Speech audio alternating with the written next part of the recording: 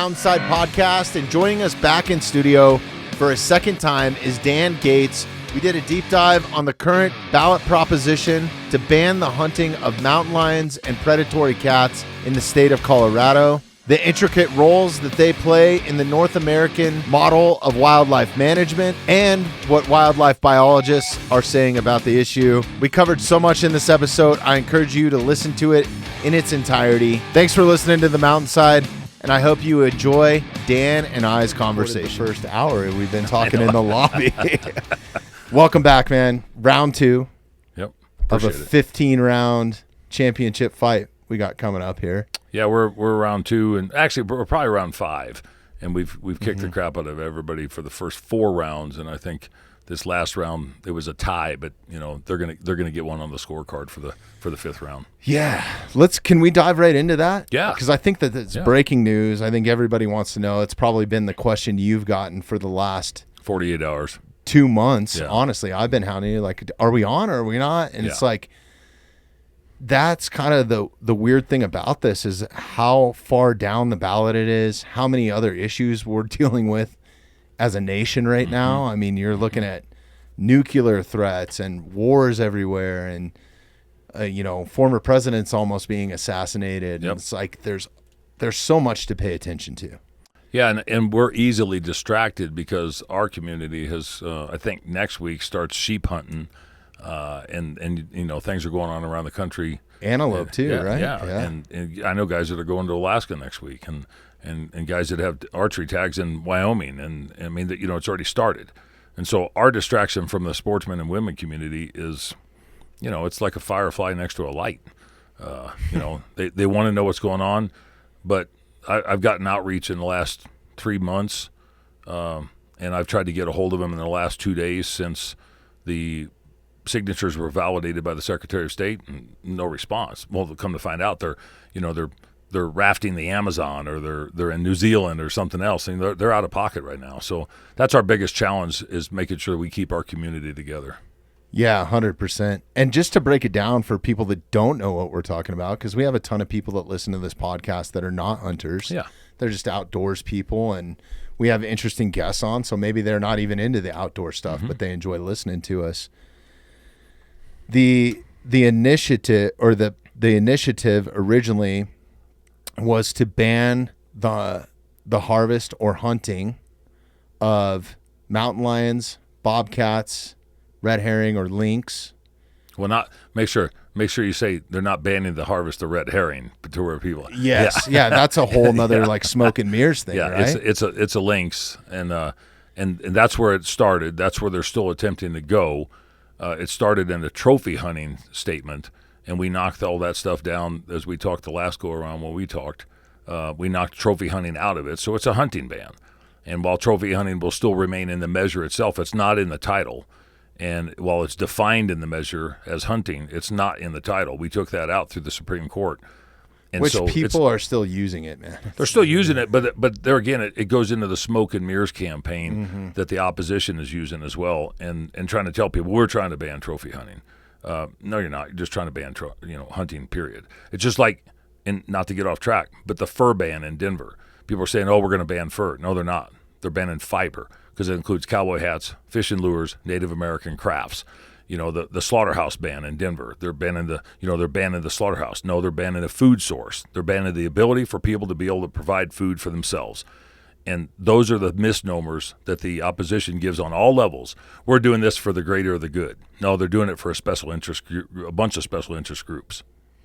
Which is shocking to me, because if you actually look at, and we've brought this up and I've talked about it ad nauseum, we've talked about it for years since the conception of the podcast, is ballot box biology, and not listening to the actual scientists or wildlife biologists that are controlling the population and those harvest measures for these species for a certain reason. Yeah.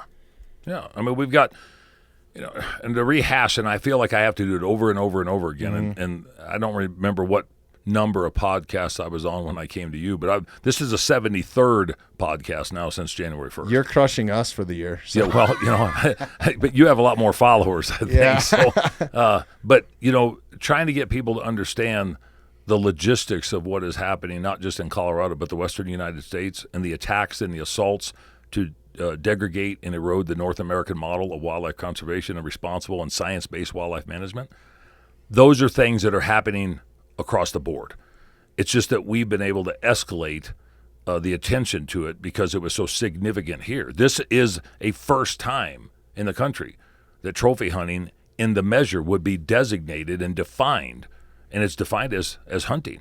If you do that statutorily, the preemptive strike that makes on science-based wildlife management, it can be determined at any level, whether you want to turn around and say mallard ducks or elk or bighorn sheep or coyotes for that matter. Fly fishing. Yeah, if you listen to the proponents of these type of measures, if you take a picture, you're a trophy hunter. If you hang it on the wall, you're Really? a trophy hunter. That's what they say. There's no reason to turn around and pedestalize or bastardize, depending on what side of the aisle you look at, a game species or an individual animal. I mean, I said this before. My wife killed a doe first time we took her hunting, 38 years ago. She killed a doe. The doe's hanging on the wall. The head's hanging on the wall. We ate it. But what is wrong with a three-dimensional photograph? I mean, that's what it is. It's a memory. It's a lifetime memory, just like the photograph would be. But the antis don't want you to have a photograph because now you've turned around and taken something away. Gotcha. And you've put yourself above that. You're not part of the ecosystem.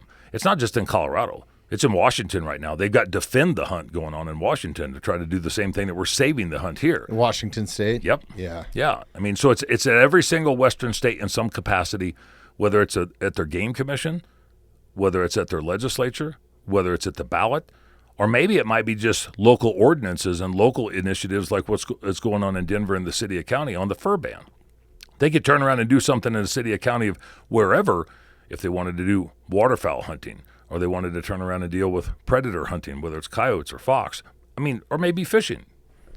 Yeah. No, it's there's so many variables, and I hate the fact that it's politicized. I mean, down to the point everything's politicized now. Yeah. You know, it's like you got to vote on everything that we do, and we have the rights to do.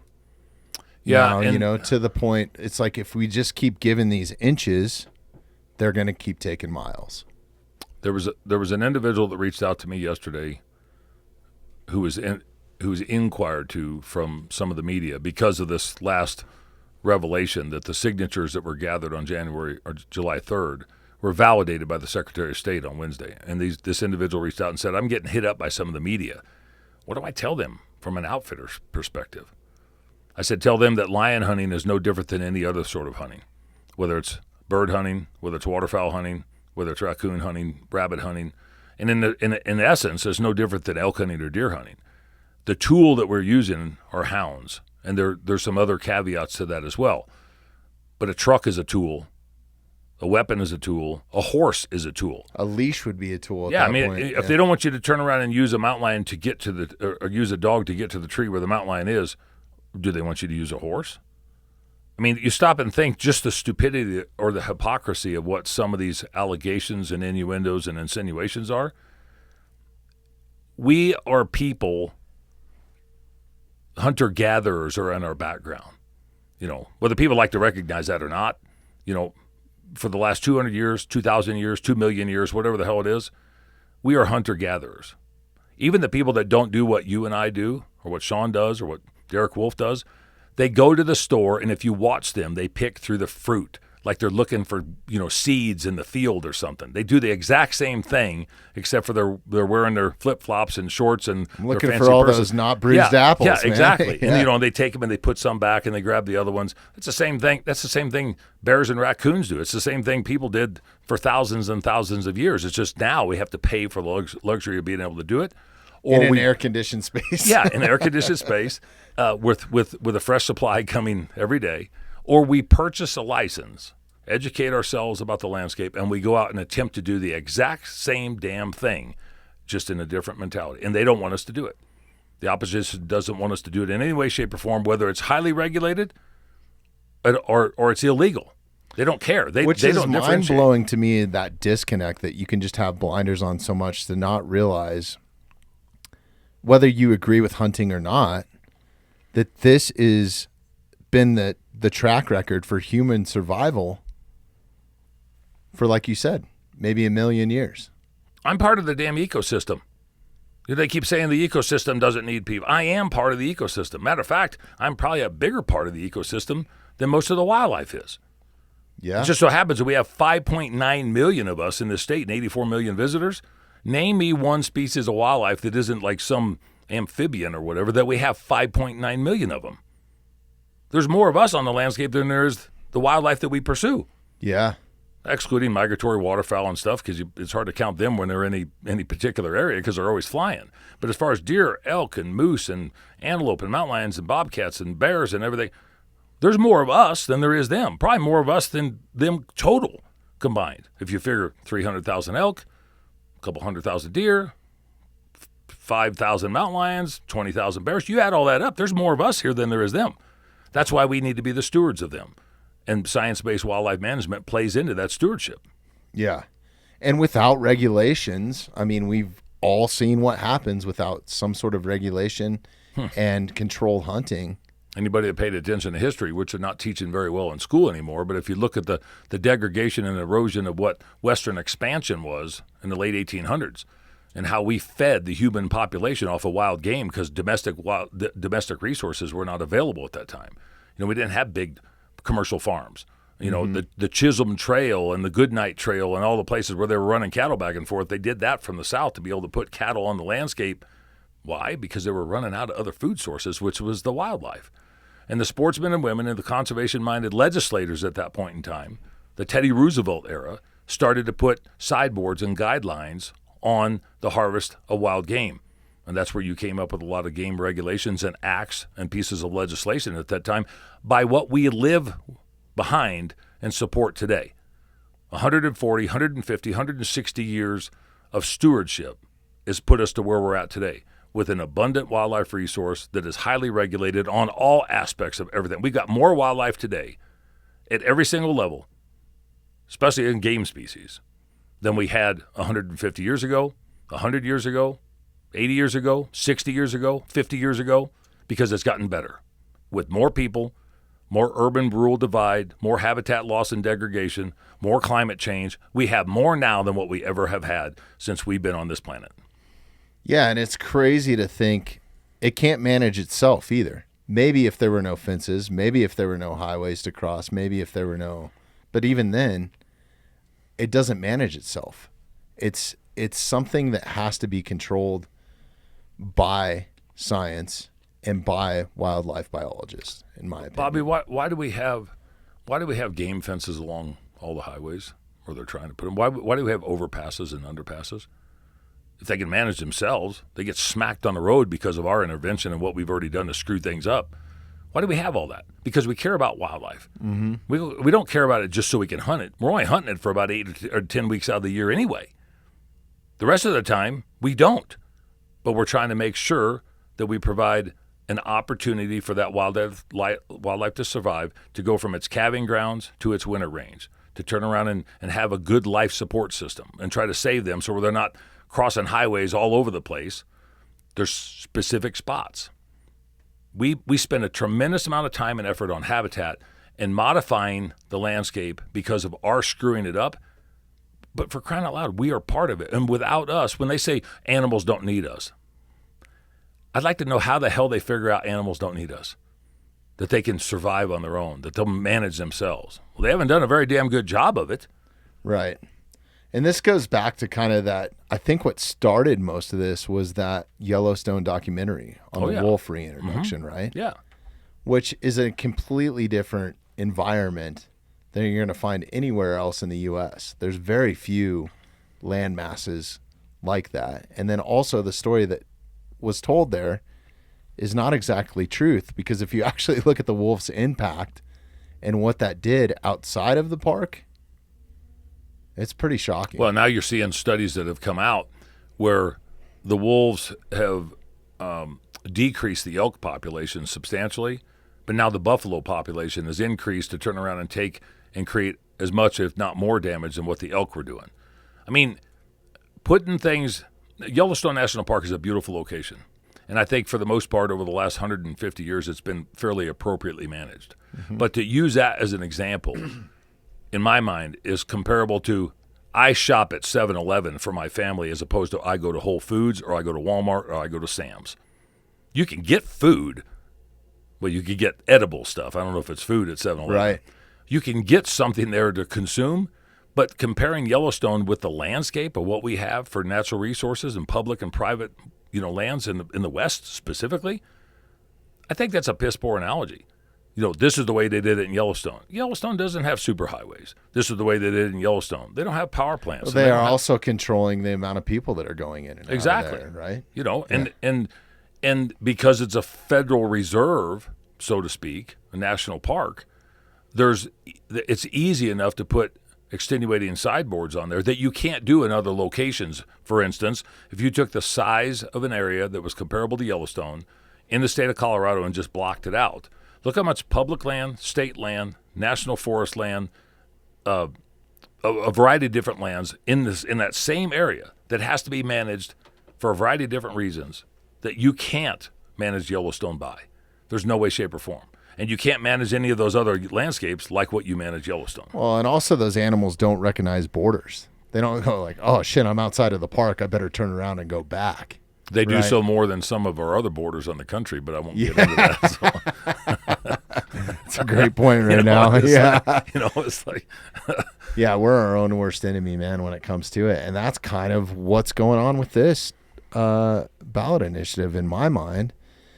So now that they've gotten the signatures, what is the process? Do we know where exactly it'll be on the ballot? Like what initiative number it is? We don't. We know it won't be an initiative number. It'll be a proposition. Proposition, sorry. And I hate to speculate. We have an idea just based upon timing that happened for initiatives that were turned in back in November, December.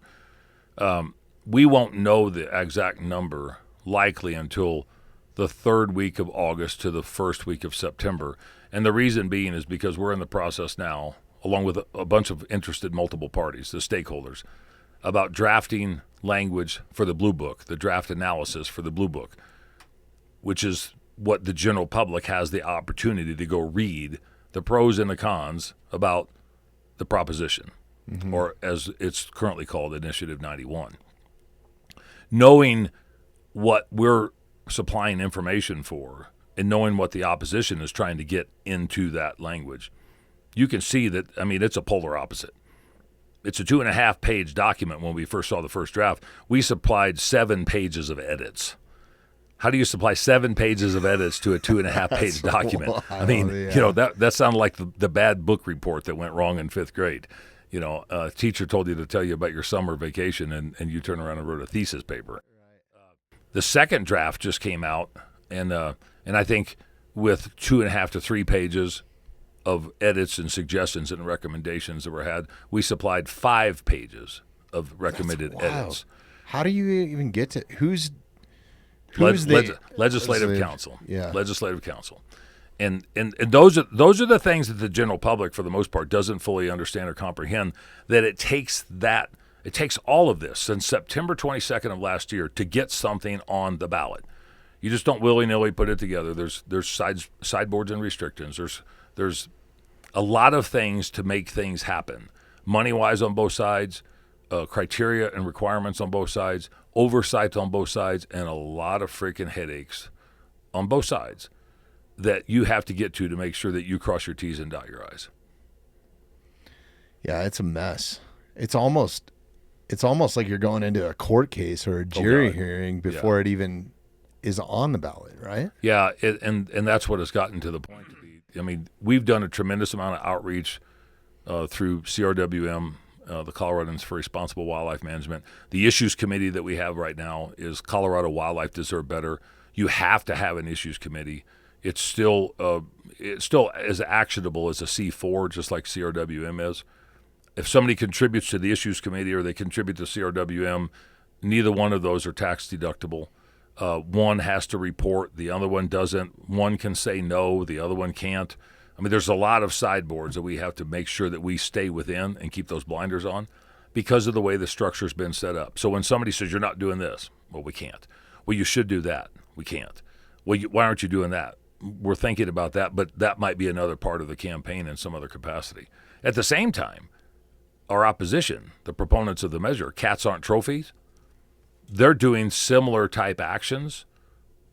The difference being is if you read any of their stuff, and it's not my opinion, it's fact, that they're just lying to the general public. And I say that because they won't tell you to go to Parks and Wildlife. They'll say, we're right, they're wrong. They won't tell you to go to the experts and the scientists. What we refer to is check out the facts. Don't listen to me. I'm just trying to provide the conduit to get to the facts. I think that's one of the best things that you do at CRWM, which is Coloradans for Responsible Wildlife Management, and it's savethehunt.com. Save the Hunt Colorado. If you want to go, savethehuntcolorado.com. Yeah. Okay. If you want to go and check this out, and it's actually, if you open the show notes wherever you're listening to the podcast right now or watching, there's a live link in there where you can go and view this.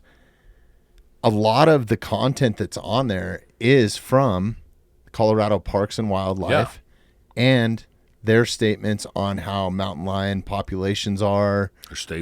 They're stable, what the management plan is, what it is for this year, what it was for last year. I mean, there's so much information there that you can take in, and it's not a political agenda. No. It is science-based facts. We're steadfast in making sure that we promote the experts, the scientists, the ones who are doing the boots on the ground yeoman work and have been for the last 125 years. The ones that have put a tremendous amount of effort, time, and funding and resources into predator management in the state of Colorado. The opposition, or the proponents of this particular measure to ban the hunting of bobcats and mountain lions, and as you say, the red herring lynx, their goal is to stop everything and to erode and degrade Colorado Parks and Wildlife's integrity to the general public. Why? Because of current political administrations that are trying to alter the course of action of science-based management in this state. It doesn't have to do just with mountain lions and bobcats. It has to do with every single game species that's there. Now, maybe one ranks higher than the other, but I can tell you they're not satisfied with getting rid of mountain lions and bobcats, and that's obvious by the language and the interactions and the appointments of different people and the suppression of messaging that comes from the science-based experts within the agency of Colorado Parks and Wildlife. Well, the point is, too, I mean, it is an ecosystem. So even if you affect one of those species or put them on some sort of mandate where they can't be managed by people, it's going to affect all those other species anyways. Well, exactly. I mean, if you turn around and bring a cat into the house, you're going to probably suppress the mouse population. But if the cat gets a flavor for lizards and salamanders, the mice aren't going to turn around and suffer as bad. When you get into a mountain lion and bobcat deal, they're going to continue to eat. I don't have a problem with that. Mm-hmm. I just don't want them to eat everything out of house and home to where the sportsmen and women, the licensed purchasing sportsmen and women who have supported the science-based wildlife management, they're, again, for a century and a half, I don't want them to turn around and disrupt the system because they're not scientists. The mountain lions and bobcats, they don't care. They're going to continually kill until they don't want to kill anymore. Mm-hmm. There has to be an even balance. They're opportunists. We got 78 game species, and I think CPW has done a formidable job to figure out a way to manage as best as appropriate for all of those species, for the well-being of the species, not for individual animals, not for one specific cat or one specific sheep, but for all of the animals combined with a thoughtful-minded process to support the visitors and the residents alike. And that's what the statute says. That's what their we job. Pay them to do. And that's what they've been enacted to do, and they've done a damn good job of that. And I think that it's very offensive for somebody to come in and say, you're doing it wrong. Your science is wrong. You should do it this way. When they've just been doing it, trying to take stuff away for 18 months or 24 months or something, but they've got the facts and they've got the data and they've got the statistics. No, they don't. They have an agenda. Mm-hmm. And that's all they have to turn around and stop it. You get mountain lions and bobcats off of here, I guarantee that within a year or two, you and I will be talking again about the next thing that they're trying to take away, whether it's species, method of take, season, prohibitions, restrictions, or whatever. This is not the end of it if they're successful. Oh, 100%. I mean, it just seems to keep popping up, which was shocking to me the last time you were in. I didn't realize this has been an ongoing fight for not just the last year. No. No. this has popped up, and this is kind of the third strike, right, where they can't bring it back up. Is that No, they could correct? continually bring it back up. They could go right back to the commissioner, to the General Assembly. They could bring another ballot initiative. Have you had any debates with the opposition? Is that available anywhere, or is it like There's been no debates. What I could tell you is there's been no conversations, and it's hard to sit in a room across the room, and this is probably a bad analogy, but if something happened that was very bad to my wife or my son, I would have a hard time sitting across in the courtroom without getting up and choking the hell out of the son of a bitch that turned around and did it to him. And that's what they're doing to us right now. Really? The opposition is doing that to us right now. And I don't want to have anything to do with them, to sit across the table from them, because all they're going to turn around and do is lie. They lie to the agency. They lie to the press. They even lie to themselves. But what they're doing is they're lying on behalf of the 5.9 million people in this state, some of which don't fully know and understand the repercussions or ramifications of such actions, some that don't fully understand who manages our wildlife and who pays to manage our wildlife. But the way that they've gone about this is not been in the best interest of the resource, of the species, of the management of all the species. That's the thing that's shocking to me that people can't understand, is nowhere in there are they talking about the benefit of the species or what the species might be losing by taking away hunting, because most of the funding for their habitat, for a lot of our open space parks, and I think it even translates over into CDOT for some of those animal crossings, is paid for by hunting and fishing licenses. A lot of it is. Now some of the wildlife crossings, overpasses, underpasses, are paid by the General Assembly, the legislature, where there's funding that comes out. And the administration has helped support a bunch of that. An individual with this campaign, Cats Aren't Trophies, by the name of Pat Craig, he's been on caught on a hot mic on Zooms or webinars or whatever they were. If we allow the continued harvest of mountain lions at this rate, they will become extinct. Not only is that a lie, that's a misperception and misguided attempt to try to guide the public in the wrong direction. In 1965, mountain lions were a nuisance species in the state of Colorado. Sportsmen and women and the Game and Fish at the time, the Colorado Game and Fish Department, enacted legislation to turn around and make mountain lions a game species. From 1965 until 2024, their population has grown from roughly 200 55 years ago to roughly 4,000 to 6,000, somewhere in there. Now, the opposition will say, well, CPW says 3,800 to 4,400. Those are subadults or adults. They do not include kittens. So what, that's in 80 years? 55 years. 55 years. 55 years. Yeah, you need to go to school. You must have went to Evergreen. I did this on the last one. I'm really embarrassing myself now. No, 55 years, and the population, through highly regulated management objectives of science-based wildlife management, to take lions off of the landscape, and we've increased, what is that, 20-fold? Maybe 30-fold. Crazy, yeah. But their statements are, if we continue to do it at the rate that we're doing it, I mean, it sounds like some horror movie or something. Then they will become extinct.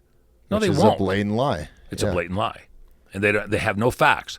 But if you lie enough that your hand wasn't in the cookie jar, your mom is liable to believe you, and if she doesn't, the grandma's liable to. Well, and here's the other thing too: is like people we're so divided politically now that people just stick to what they hear from their party only. And I encourage you to go and look at the opposition side. I mean, that's why we're bringing it up and talking about it right now. And hear what they have to say on both sides, and then make an informative decision, hopefully based on not what the right is saying or the left, but what scientists are saying. And I did an interview with a television station in Colorado Springs yesterday because the signatures were validated and they wanted somebody to talk to. Matter of fact, I've had like 12 outreaches in the last 24 hours. Well, thanks for coming on here. Yeah, I mean, you're a lot more important than I can, and I don't have to sit there and think that you're going to edit the crap out of stuff, and then we don't edit anything, honestly. But one of the parting shots that I said, and they asked, he said, "Would you like any final statements?" And I said, I would hope that an educated public would be smart enough not to listen to me, and not to listen to the opposition, and go to the scientists, go to the experts, the ones who are managing the wildlife and have been. Don't listen to me. Don't listen to the opposition. I'm just providing a conduit to the experts. The opposition, They won't do that. They won't tell you to go look at CPW's website. They won't tell you to listen to a commission meeting. They won't tell you to look at the facts and the data and the science that goes behind it. It's not in the best interest for their agenda. Right? No, theirs is stop it no matter what.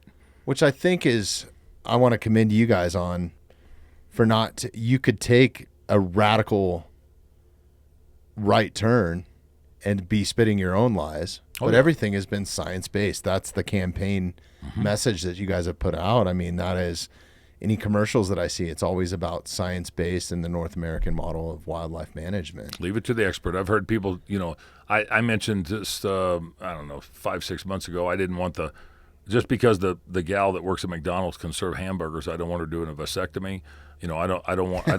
She handles meat, but that doesn't mean I want her working on me. And I don't want the mechanic doing brain surgery, and I don't want my pastor, turn around and trying to do nuclear physicism unless that's where his background is. The antis don't have this in their background. We have anecdotal information and boots on the ground experience from what we've done. Mm-hmm. I don't know it all. I know a lot, but I still rely on the experts. I still rely on the facts and the data and the studies that come from the science. Like in the Arkansas River Valley, for instance, there's been a 9-year study going on mountain lions, north and south of the river. I think it's slated to end next year. And there's a variety of components that went into that management. The antis don't want that. They don't want to listen to it. They don't want to listen to 9 years of data. Why? Because it disproves everything that they've said for the last 15 years. They want to turn around and wait. That's one reason why they want to get this done this year, is because they don't want the data to come out of a peer-reviewed study that once it's finalized, that can be utilized against them. They know that the information, the results of that are damning to their cause. Now, could we reverse something if it was to pass in November? Possibly down the road. But it's a lot easier to turn around and try to stop something based upon the facts and the data, as opposed to going back and saying, oh, look, we've got this stuff that disproves that, and now we need to reverse it. Stop it now. Stop the idiots now. Stop the lunacy now. Mm-hmm. Don't make a bad decision on something that is going to come back and kick in the ass 78 game species and 961 other species of wildlife. What's the best way for people to do that at this moment before they vote? Well, educate themselves. Mm-hmm. We're looking at this in 3 phases. We won't know a number for roughly 30 days, maybe a little bit before, maybe a little bit after. Between that 30-day period, the mail-in ballots will be sent out by October 5th. And then from October 5th to November 5th, people are going to have to make a decision on what they're going to do. So roughly around the 1st of September, the 10th of September, you're going to start seeing a hell of a lot of advertising, pro and con. None of theirs is going to tell you to get educated. They're going to say, everybody's wrong except for them. Vote our way because you're all a bunch of blabbering idiots and you don't know what the hell you're talking about. Or it's going to be Save the Mountain Lions, which, it's not going to be Save the Mountain Lions. I really honestly believe it's going to be stop the torture, the cruelty, the inhumanity. Gotcha. Stop the bloodthirsty, head hunting, no good, rotten sons of bitches, including the people that are selling the licenses. It's going to be, we're all the bad guys, they're all the good guys. They just were beamed down from the Starship Enterprise, and they're going to turn around and save the freaking world. Whew. It scares the shit out of me, man. It's really disheartening growing up here and having hunting be a big part of my life and something that I want my kids to continue to do if they choose to, and their grandchildren. I want everybody to have the same opportunity. It's one of the reasons why I love Colorado, and I have for so long, and probably really the only reason I'm kind of sticking around. It's a beautiful place. I like the interaction with wildlife. I like to be able to harvest my own meat and the opportunity to do it closely, not travel from out of state to do it. I mean, all that stuff is super important to me. And it's frankly just, it makes me sick. I don't understand the analogies that I how give we've gotten to this point on different things, and it can be taken if people just look at the context of it. But just imagine you and your family heading to Safeway Sunday before getting all your school products and everything else, and there's a bunch of people standing in front of Safeway that will not allow you to go buy food. What would you do? Go somewhere else. Yeah. Okay, well, what if there's other type of people that are in those locations? That's what they're doing to us when the ones that we believe that we should be able to go try to salvage and accumulate our own food source. Now, the difference being is it's a recreational or avocational opportunity for us to do so. Because I don't know anybody really, except for my wife who collects coupons, that they get ready to go to the supermarket. You know, we're gonna go to the supermarket. Supermarket season opens September 1st, and we're gonna go. And we just get to go down there, and you get to apply. Could you for imagine if it was like well, that? I know. I mean, it's be all out war. Well, yeah. I mean, imagine if you had to apply for a license with preference points to be able to do that, and then you didn't draw. Look at what we went through with toilet paper about 4 years ago. Well, I know. I mean, insane. It sounds like people waiting at the store for it to open so they could wipe their own ass. I mean, it's fucking crazy. I mean, it sounds stupid, but in reality, that's what we've gotten to the point to where they're trying to take something away from us, coupled with what we supply is a management opportunity for an agency to be able to supply wildlife management for all people in the state of Colorado to enjoy all species of wildlife. I'm not saying that everybody should do what we do. I'm not saying that everybody should even like what we do, but they better damn well acknowledge what we do as part of the process so we have what we have. Not to mention the fact you're screwing with my ability to make my own damn decisions. It's my culture, it's my tradition, it's my heritage, it's what I believe in, and you're screwing with my life. I'd be the first to say, Bobby, and I want everybody to listen, if Parks and Wildlife came to us and said, we have a problem with the mountain lions, significant. We've dropped the population over 40% or 30% or 20% over the course of the last 5 years. We have a problem. We don't know what it is. And we're trying to fix it. We need to alter our management plan. We need to adapt. We need to call an audible. Which honestly kind of happens on a yearly basis. That's the thing. There's some restrictions and sideboards that go along with that. That's why wildlife management has to be adaptive. I mean, that's why they have different quotas and different structures on elk and deer and bighorn sheep and mountain lions included.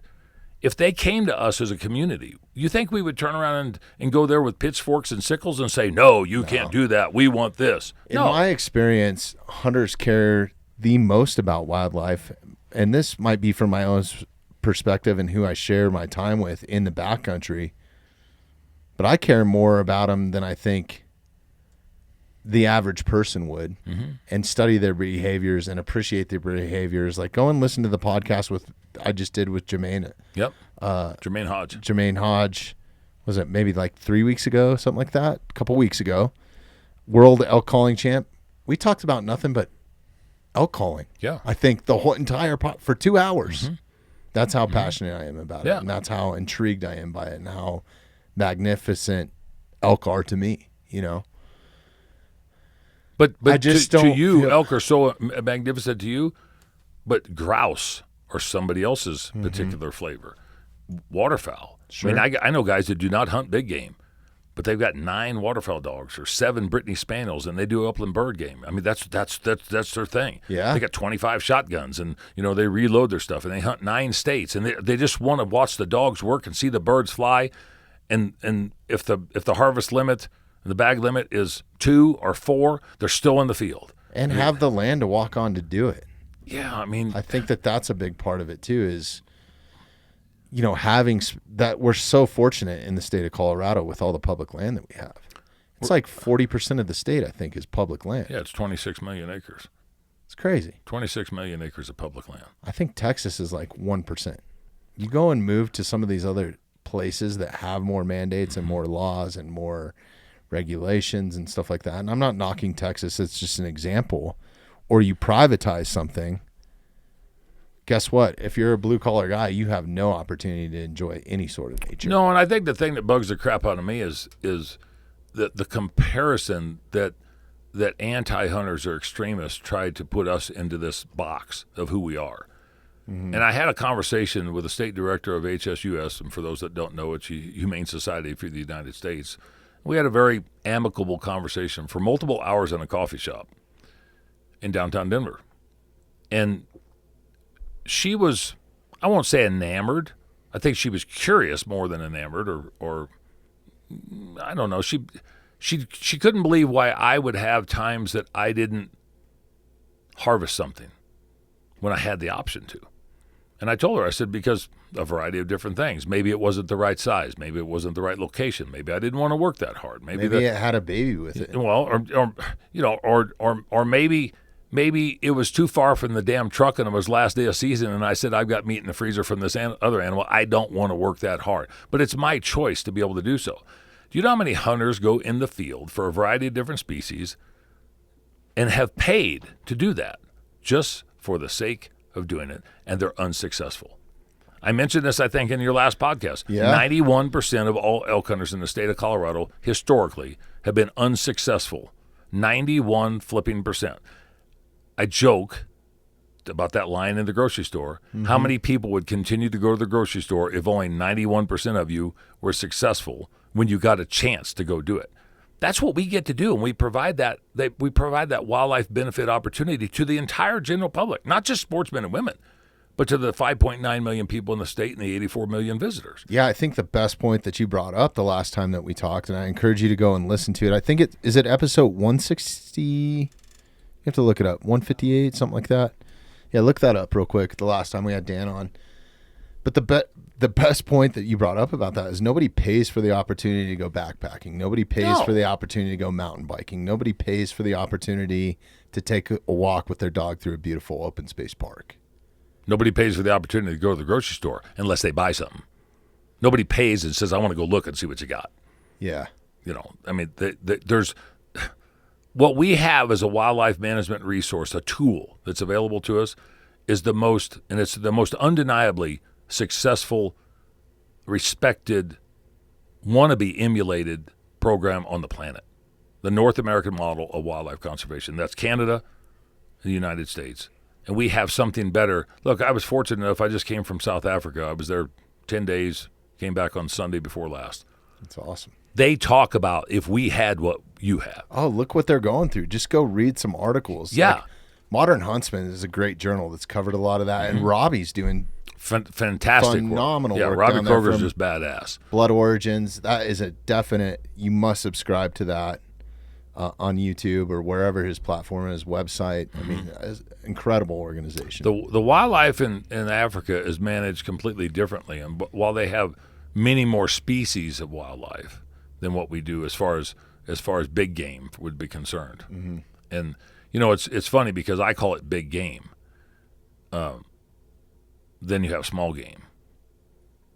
Where do you think those phrases came from?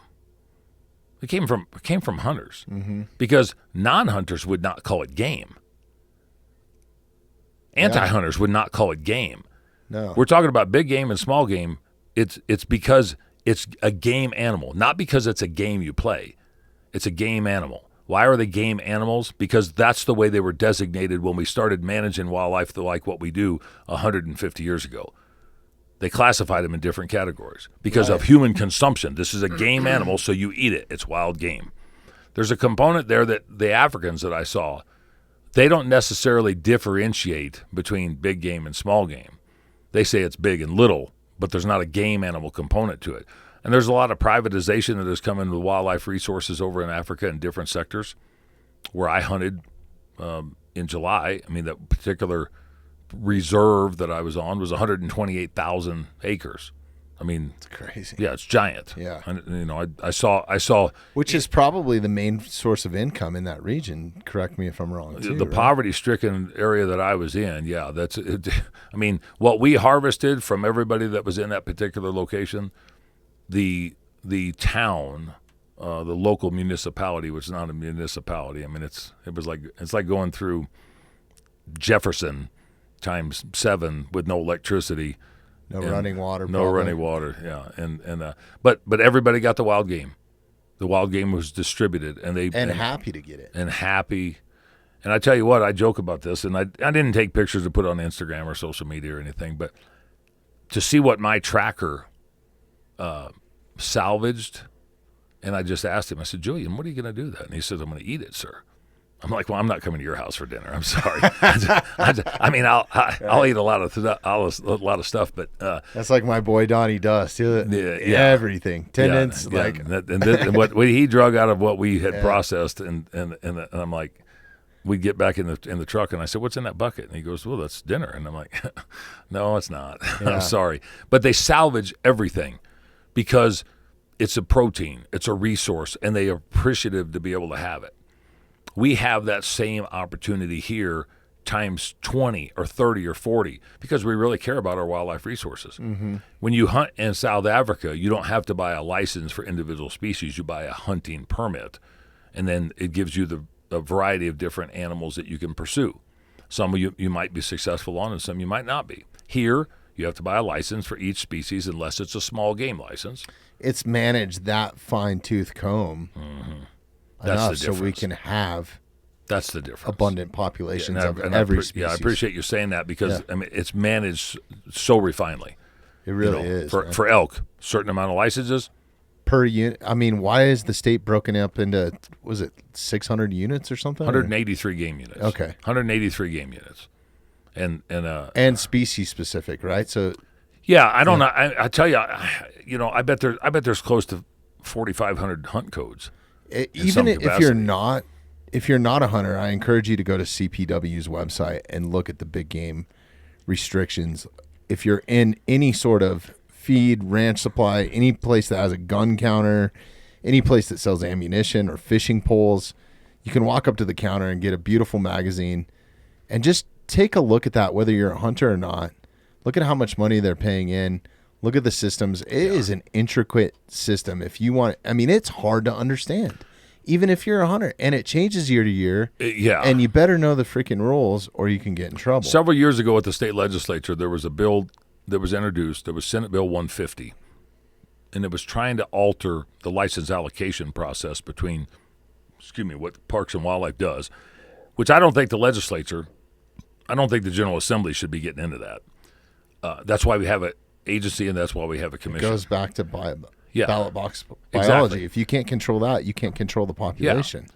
One thing that we did that made the sale on that particular deal, we weren't pushing it. We were trying to fight it because we didn't want the legislature dipping their nose into license allocations, for crying out loud. We handed out, each one of the members of the committee, we handed them one of the 72-page big game handbooks that you get.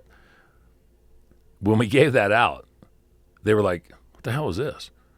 Okay, you're trying to change something in a one-page document that has 4 paragraphs in it because a particular group has a gripe or complaint about license allocations and distribution. Here's 72 pages that do not include anything other than the license part of the things, the management side of it. If you look at that chapter in the agency, in the regulations, it encompasses about 1,300 pages in the chapter. Not to mention, as a hunter, is your responsibility to know where those boundary lines are, because you can very easily be in one game unit and cross over into another one just by changing over a ridge. Or and that might be the difference between being able to harvest something that is a spike bull or just a single antler or a 4-point restriction or maybe a cow only or maybe private land. Those are things that even the legislature didn't really understand or fully comprehend. When we handed that stuff to them and they started looking through it, the senator who introduced that at the time for those particular individuals that were not satisfied with CPW's response, they had a conversation and they withdrew the legislation right there. They didn't even get a chance to introduce it. It was there and they talked about it, but nobody voted on anything. Mm-hmm. They said, with all due respect, we're going to withdraw our proposal. The reason that works is because, there again, it goes back to the scientists. Let these guys, the experts, make the determination. But the legislators themselves didn't fully comprehend how intricate that process was until they got a 72-page document and said, and here's the thing, ladies and gentlemen.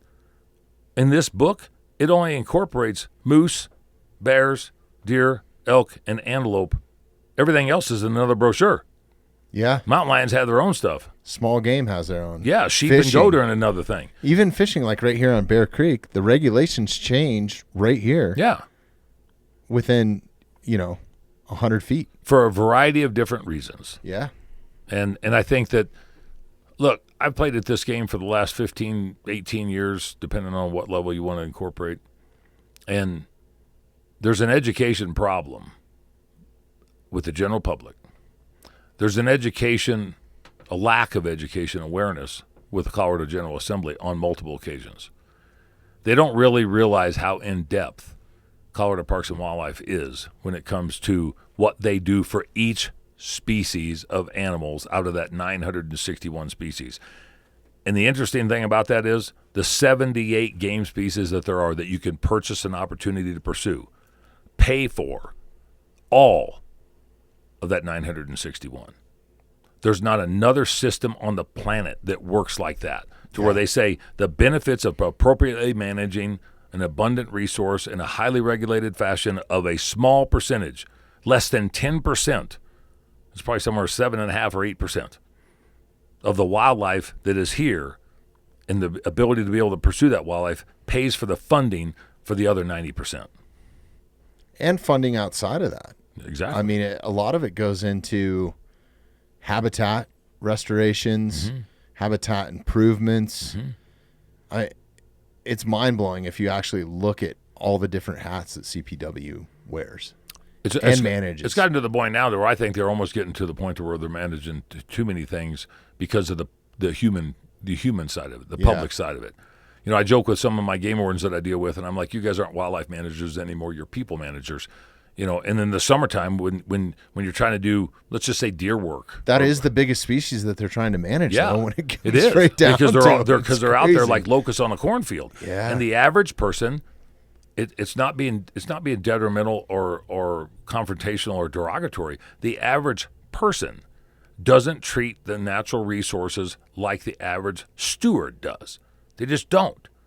You know, I mean, how many times do people in the city turn around and say, I have a beautiful yard, and every morning I go out there and there's a pile of crap in my yard because somebody let their dog do it. Well, people do the same thing on the landscape. They leave their trash. They leave their feces. They not leave safe their to dog's feces bagged up on the side of the trail. You It's know, like, I mean, they leave their what are we fires doing? burning. They leave their trash outside. They leave their camp. So people disrupt the wildlife and habitat and natural resources more than wildlife. That's a great point, because I think they do it more than even hunters, because if you're hunting, especially archery or even in rifle season, you're trying to be quiet. You're trying to have the least amount of impact on the land that you possibly can, so you can be successful in your harvest. Yeah. Right. And to take it even a step further, even if you do harvest something, you're normally going with a group of people. So you're then turning around and making that impact still the same for your buddies. It's not like one, I'm done and now it's time to party. Right. Right. So I think that if you strap a boombox on, I was just going to say that. right, or you're doing 25 miles an hour on a mountain bike on a trail, or you're taking your toddlers out and they're throwing rocks and yelling and screaming, I mean, all that sort of stuff impacts wildlife. Just having your dog off leash impacts wildlife. I know it's a huge, huge issue right here in Evergreen. Everybody has a dog. We have so much beautiful open space. You know, not many people put them on a leash unless their dog is a problem. But your dog is still a problem, even if he's roaming, especially during fawning season. Because the moment that doe takes off and leaves a fawn far enough, it's a dead animal. You're hunting at that point. Funny you mentioned the boombox deal. I'll tell you a quick story. And about 10 years ago, we were guiding hunters down. I guess they're not boom boxes anymore. They're JBL whatever the speakers hell or they are. Bluetooth speakers. You remember that, was it Gone in 60 Seconds, when they were driving that Hummer down through the parking structure, and the Russian guy and the black guy were in there, and the music that was going on in the background, it was, I don't even know the name of it. But It's been a while since I've seen it. Yeah, but you could look it up and find it. But that was the song that was playing, and I'm thinking, what the hell was that noise? And we were actually trying to call the bull elk in. And I kept getting louder and louder. It was that exact song when they were driving down through the parking structure, when that snake crawled up in that guy's lap. Right. And all of a sudden, here comes this mountain bike, like 30 miles an hour. And we heard it for like a mile and a half, like for 5 or 6 minutes. And all of a sudden, it was the same deal. And then he just went along, and we heard it for another mile and a half to go the opposite direction. The elk still came in. I think he waited to see what the hell that noise was. Sure. But to your point, we don't think, as a community, as a society, that our interaction interferes with anything other than what we see or what we're part of. And I think that sportsmen and women, as a general rule, are a little bit more cognizant on what they do for disruption on the landscape where the average person not necessarily is. Whether the kids are throwing and chopping the hell out of a tree in camp, or whether you got a boom box, or your dogs are barking, or you're turning around and having a big loud party on national forest land, or you're riding your mountain bike and you got a great big giant, Well, even to take it a step further, and it's a public golf course. It's owned by Denver Mountain Parks, the golf course right here, which I'm very fortunate to live very close to. Mm-hmm. We have magnificent herds of elk that live kind of on and off that golf course, right? Mm-hmm. It's a great spot to hang out. There's some water there. Mm-hmm. There's, nice lush green grass. That's probably got God knows what kind of chemicals that are on it. Yeah, exactly. But you can mark your clock at about, whatever time the sprinklers come on the ninth green. Meet me on the ninth green at this time.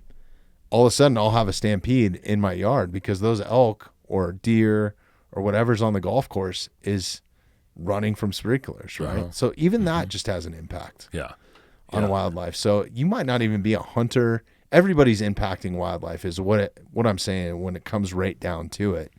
And to turn around and say that hunters are the only people that impact wildlife in a negative way, they're probably impacting wildlife in the most positive way when it comes to the stealthness, the sound, the management of the species.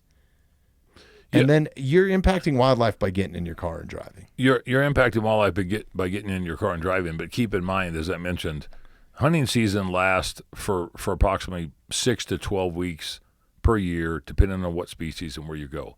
Recreation season lasts 365 days a year. Mm-hmm. What I used to see as a younger man was very little outside activity outside of hunting season. You'd see a snowmobiler or maybe a cross-country skier or maybe a snowshoer.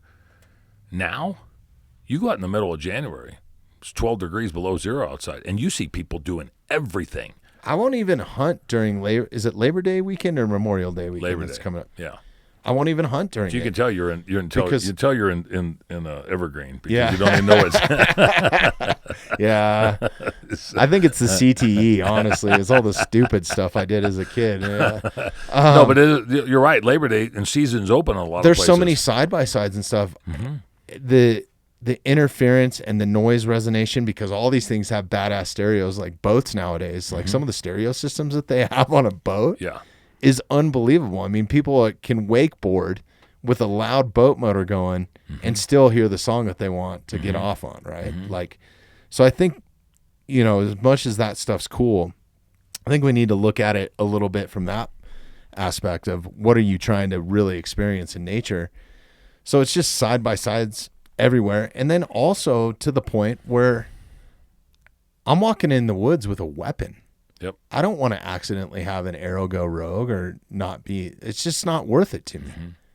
It's not worth it to me. And the frustration side of it too is when you're going out there and, like I said, we were stalking an elk and had the bull. It took us longer to call him in than what it normally would have. But just the disruption in our opportunity to go out and enjoy our, not theirs and not just ours, but our collectively, a landscape. It's national forest. National forest is provided for all of us.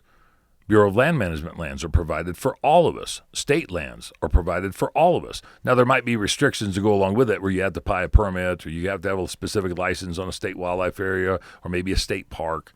But it's our land. And for them to try to keep me off of it or keep you off of it for one reason or another, they don't want us to harvest anything. Okay, I don't want them to cut a Christmas tree. They don't want us to chase elk. I don't want you to ride a mountain bike. They don't want us to turn around and hunt during archery season. I don't want you to climb rocks. I mean, that's what it gets to the point being, because neither one of us are actually taking anything off the landscape until we're successful and we get to pull the trigger or release the bow. In the meantime, we're doing the exact same thing on the landscape as what they're doing. We're enjoying the natural resources just like what they do. Probably more than anything. I don't think anybody that archery hunts goes out for the bloodthirst.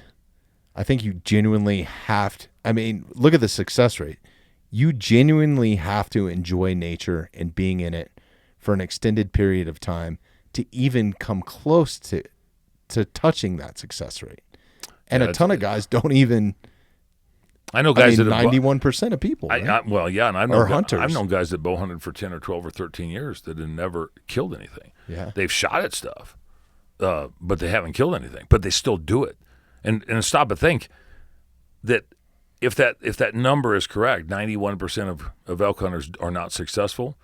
They're paying for the opportunity, so 100% of them can turn around and go do it. Because you can't, if you did the pay-to-play deal in a sense to where you only paid for what you harvested, we wouldn't have any game. Oh, you wouldn't have any hunters. No. You go to the grocery store, you pay for what you harvest. That's it.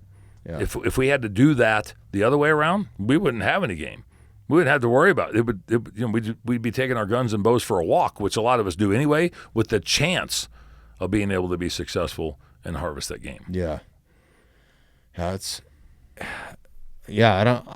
The connection that I have with that is so important to me for my mental state, for everything.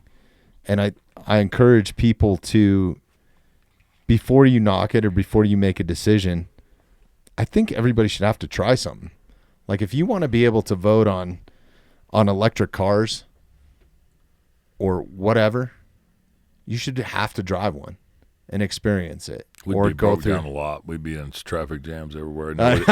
Nobody'd be able to charge anything. This is totally besides the subject. It was funny. One of the kids that my son plays football with, I think we talked on the phone last night. I was taking him down to football practice, right? One of the kids showed up late because the Tesla ran out of batteries on the way to football practice. I was like, the excuses we could have. Weird as it might be, and I can't say they ran out of gas, but yesterday I was coming up I-25 from Colorado Springs to Denver, and I had a couple meetings at both places. And there was 2 Teslas off to the side of the road. And about 45 minutes after that, I heard a story on KOAA, or KOA, and they were talking about the heat. The heat was causing problems on electric tools and batteries and stuff. And I don't know if that was the cause, but it just made me think about it. And I'm thinking, well, I wouldn't want to be going through Arizona and Southern California.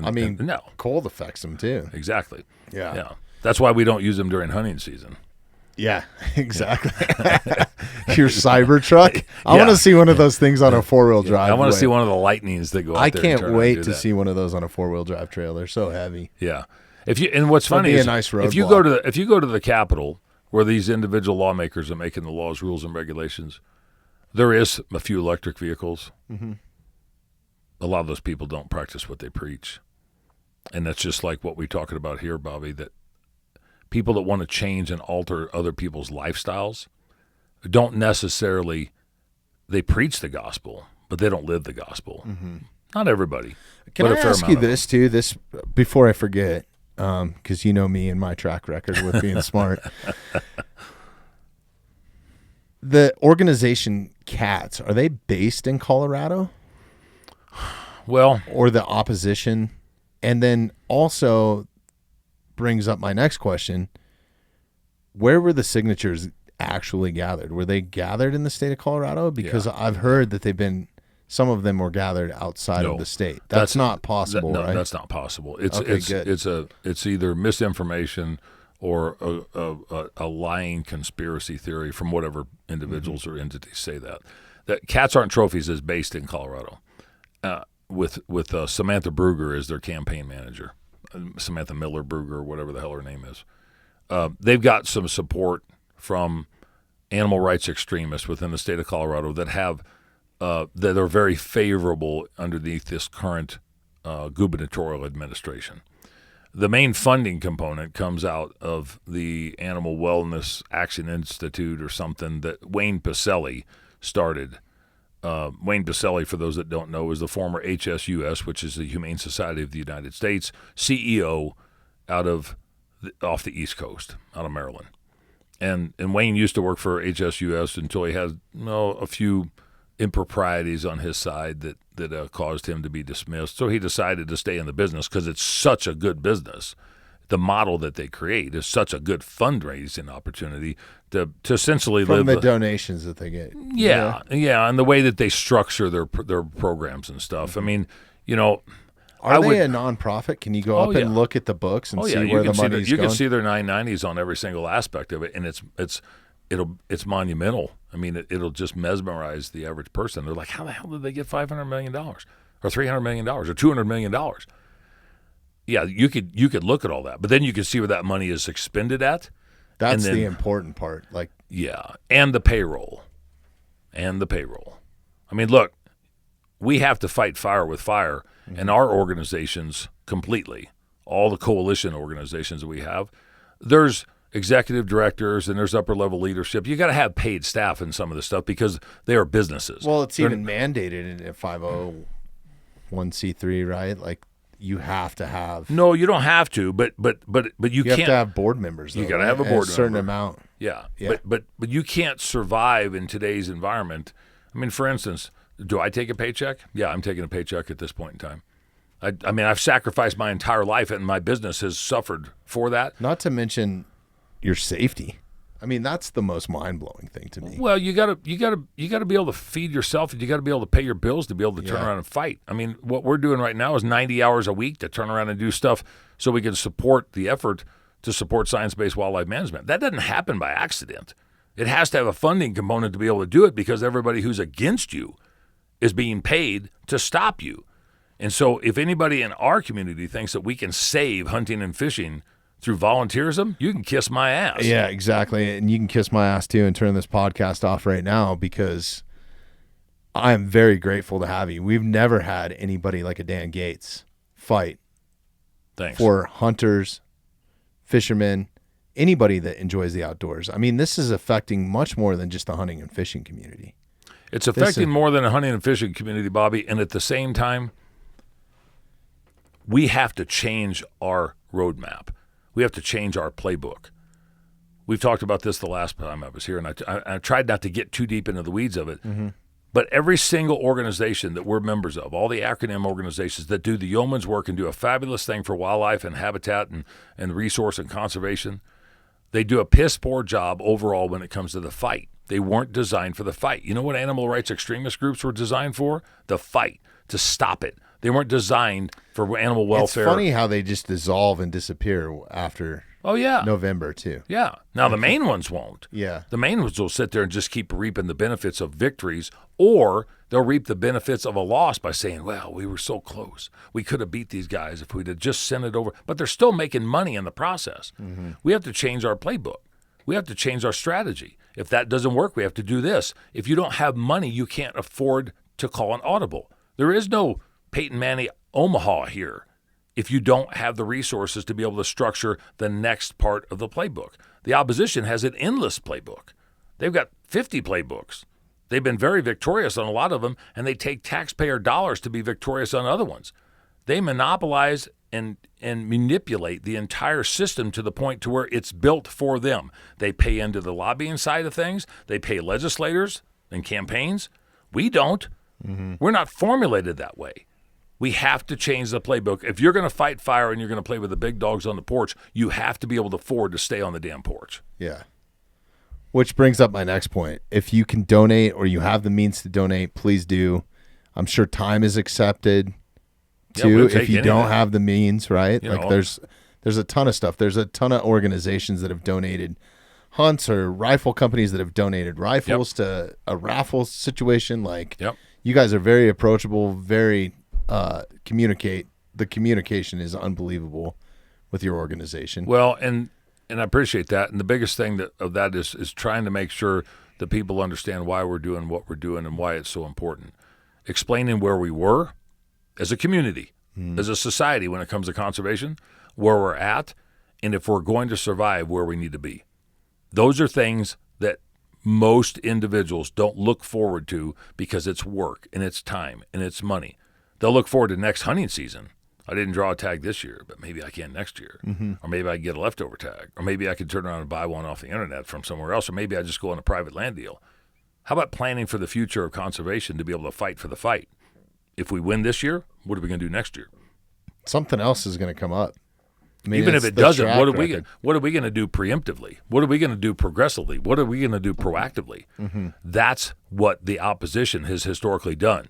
Win, lose, or draw on something they would say previously, this is what we're doing next year. Didn't matter what they got this year because they're going to go ahead and do it, and they got an endless resource, an infinite resource because they can turn around and run television commercials and say $19 a month and you can save this or that and do whatever. And if you get 1 million people doing that every month, there's $19 million a month to be able to turn around and plan for the future, the inevitable to take something else away from the organizations that for 8 or 10 weeks out of the year are for the most part in the field, not paying attention to. Now, granted, the paid staff are doing their stuff. But you notice that Rocky Mountain Bighorn, Rocky Mountain Elk, Wild Sheep, National Wild Turkey, they don't run banquets from September 1st to December because they're all in the field. Nobody would show up. Nobody would show up. It's hunting season. Yeah, they have to do it during the shows and all the stuff in January to February. Which is another crazy point. This is when the heat of, our election process and determining how you're going to vote is all happening right around those same sort of time frame. I got comments, and I want to make sure that we get this. Yeah, because people need to pay attention. And I know you've offered to have us on at any given time. We need to get the call to action out to make sure that people are registered to vote and to vote.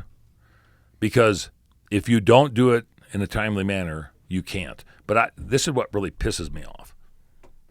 Guys that told me about what they did last year or the year before, well, I didn't have a chance to vote. Everything in the state of Colorado was mail-in. Mm-hmm. I don't do like going standing in lines. Everything in Colorado was mail-in. The weather was too bad. Everything in Colorado was mail-in. Your ballot comes to you in the mail. Yeah, you have no other option. Yeah. When you register for a driver's license and go get a driver's license, you are registered to vote. Now, if you don't change your party affiliation or your address or whatever, which went into the signature gathering process for the opposition as well, but if you don't do that, you have to correct it. You have to update it. Mm-hmm. But for people to say, I didn't have time, or we were moving cows, or I was in the San Luis Valley. registertovote.org. You can do it online. Yeah. You can do it from your cell phone, I think. Is it registered? Can you look that up real quick? Pretty sure it is. I mean, those are the things that's within our power. You asked earlier, what can they do besides go vote? Well, how about make sure that you're registered to vote? Yeah. How about make sure? That's the first step, Yeah, right? when you get a ballot, then fill the damn thing out, do your research, and send it in. You don't wait till November 5th to do that. And I encourage people too, and I think that this is one issue with wildlife, because without people like yourself and us talking about it openly and why I've wanted to spend so much time on it, if you just come to the initiative and be like, I didn't even know this was on here, now you're taking a 50-50 chance of making the right decision. Yep. For what's best, right? And I'd like to see something. I'd like to see, instead of vote, I mean, we could do write-in ballots, or write-in candidates. Instead of yes or no, how about yes or no, or I don't know? Yeah. I don't know doesn't matter then, right? It's just thrown out the window. Because you're forcing people. That's a great fucking point. I mean, I don't know. So because if you don't check the box, that is an I don't know, but I'd really like to know how many people I don't know on any given issue, whether it's, fracking, marijuana, prostitution. Yeah, but it doesn't matter. Nobody does not check the box. No, they check one of the two. Yeah. I mean, that's like I don't know. That's like saying red or black on roulette. You got a 50-50 shot. I'm a hypocrite of. Like, I don't know everything that's going to be on the ballot this year. That might be affecting my kid's school district or this or that. Then you break it down to county, city. I mean, there's so much. There's so much. Yeah, we've taken a lot of what we have for granted. And from a wildlife management perspective, it is vote.org. Yeah, vote.org. Super simple. Yep, voter registration under the Secretary of State's page. But we've taken a lot of stuff for granted. And when it comes into wildlife, we have 3 different processes of procedures in the state of Colorado. You can go through the Colorado Parks and Wildlife Commission. If you don't like what you get, you're not satisfied, you can turn around and try to get a bill ran through the Colorado General Assembly, through the House or the Senate. You don't like that, then you can turn around and run a ballot initiative. That's what the opposition has done. They lost in 2019, going through the commission. They lost in 2020, going through the commission. They revoked their application for a citizen's petition in 2021. And knowing whether they were going to lose. And I want to emphasize that all 3 of those occasions were with this governor's particular appointments on the commission. We won, and then they forfeited. And then in 2022, they tried to go to the General Assembly with Senate Bill 31, and we were told that we would lose 4-1, and we won 4-1. This is their only other option for now. It doesn't prohibit them from going back to the drawing board now that all the commissioners have been appointed by the governor, or that the legislature has, kind of turned upside down.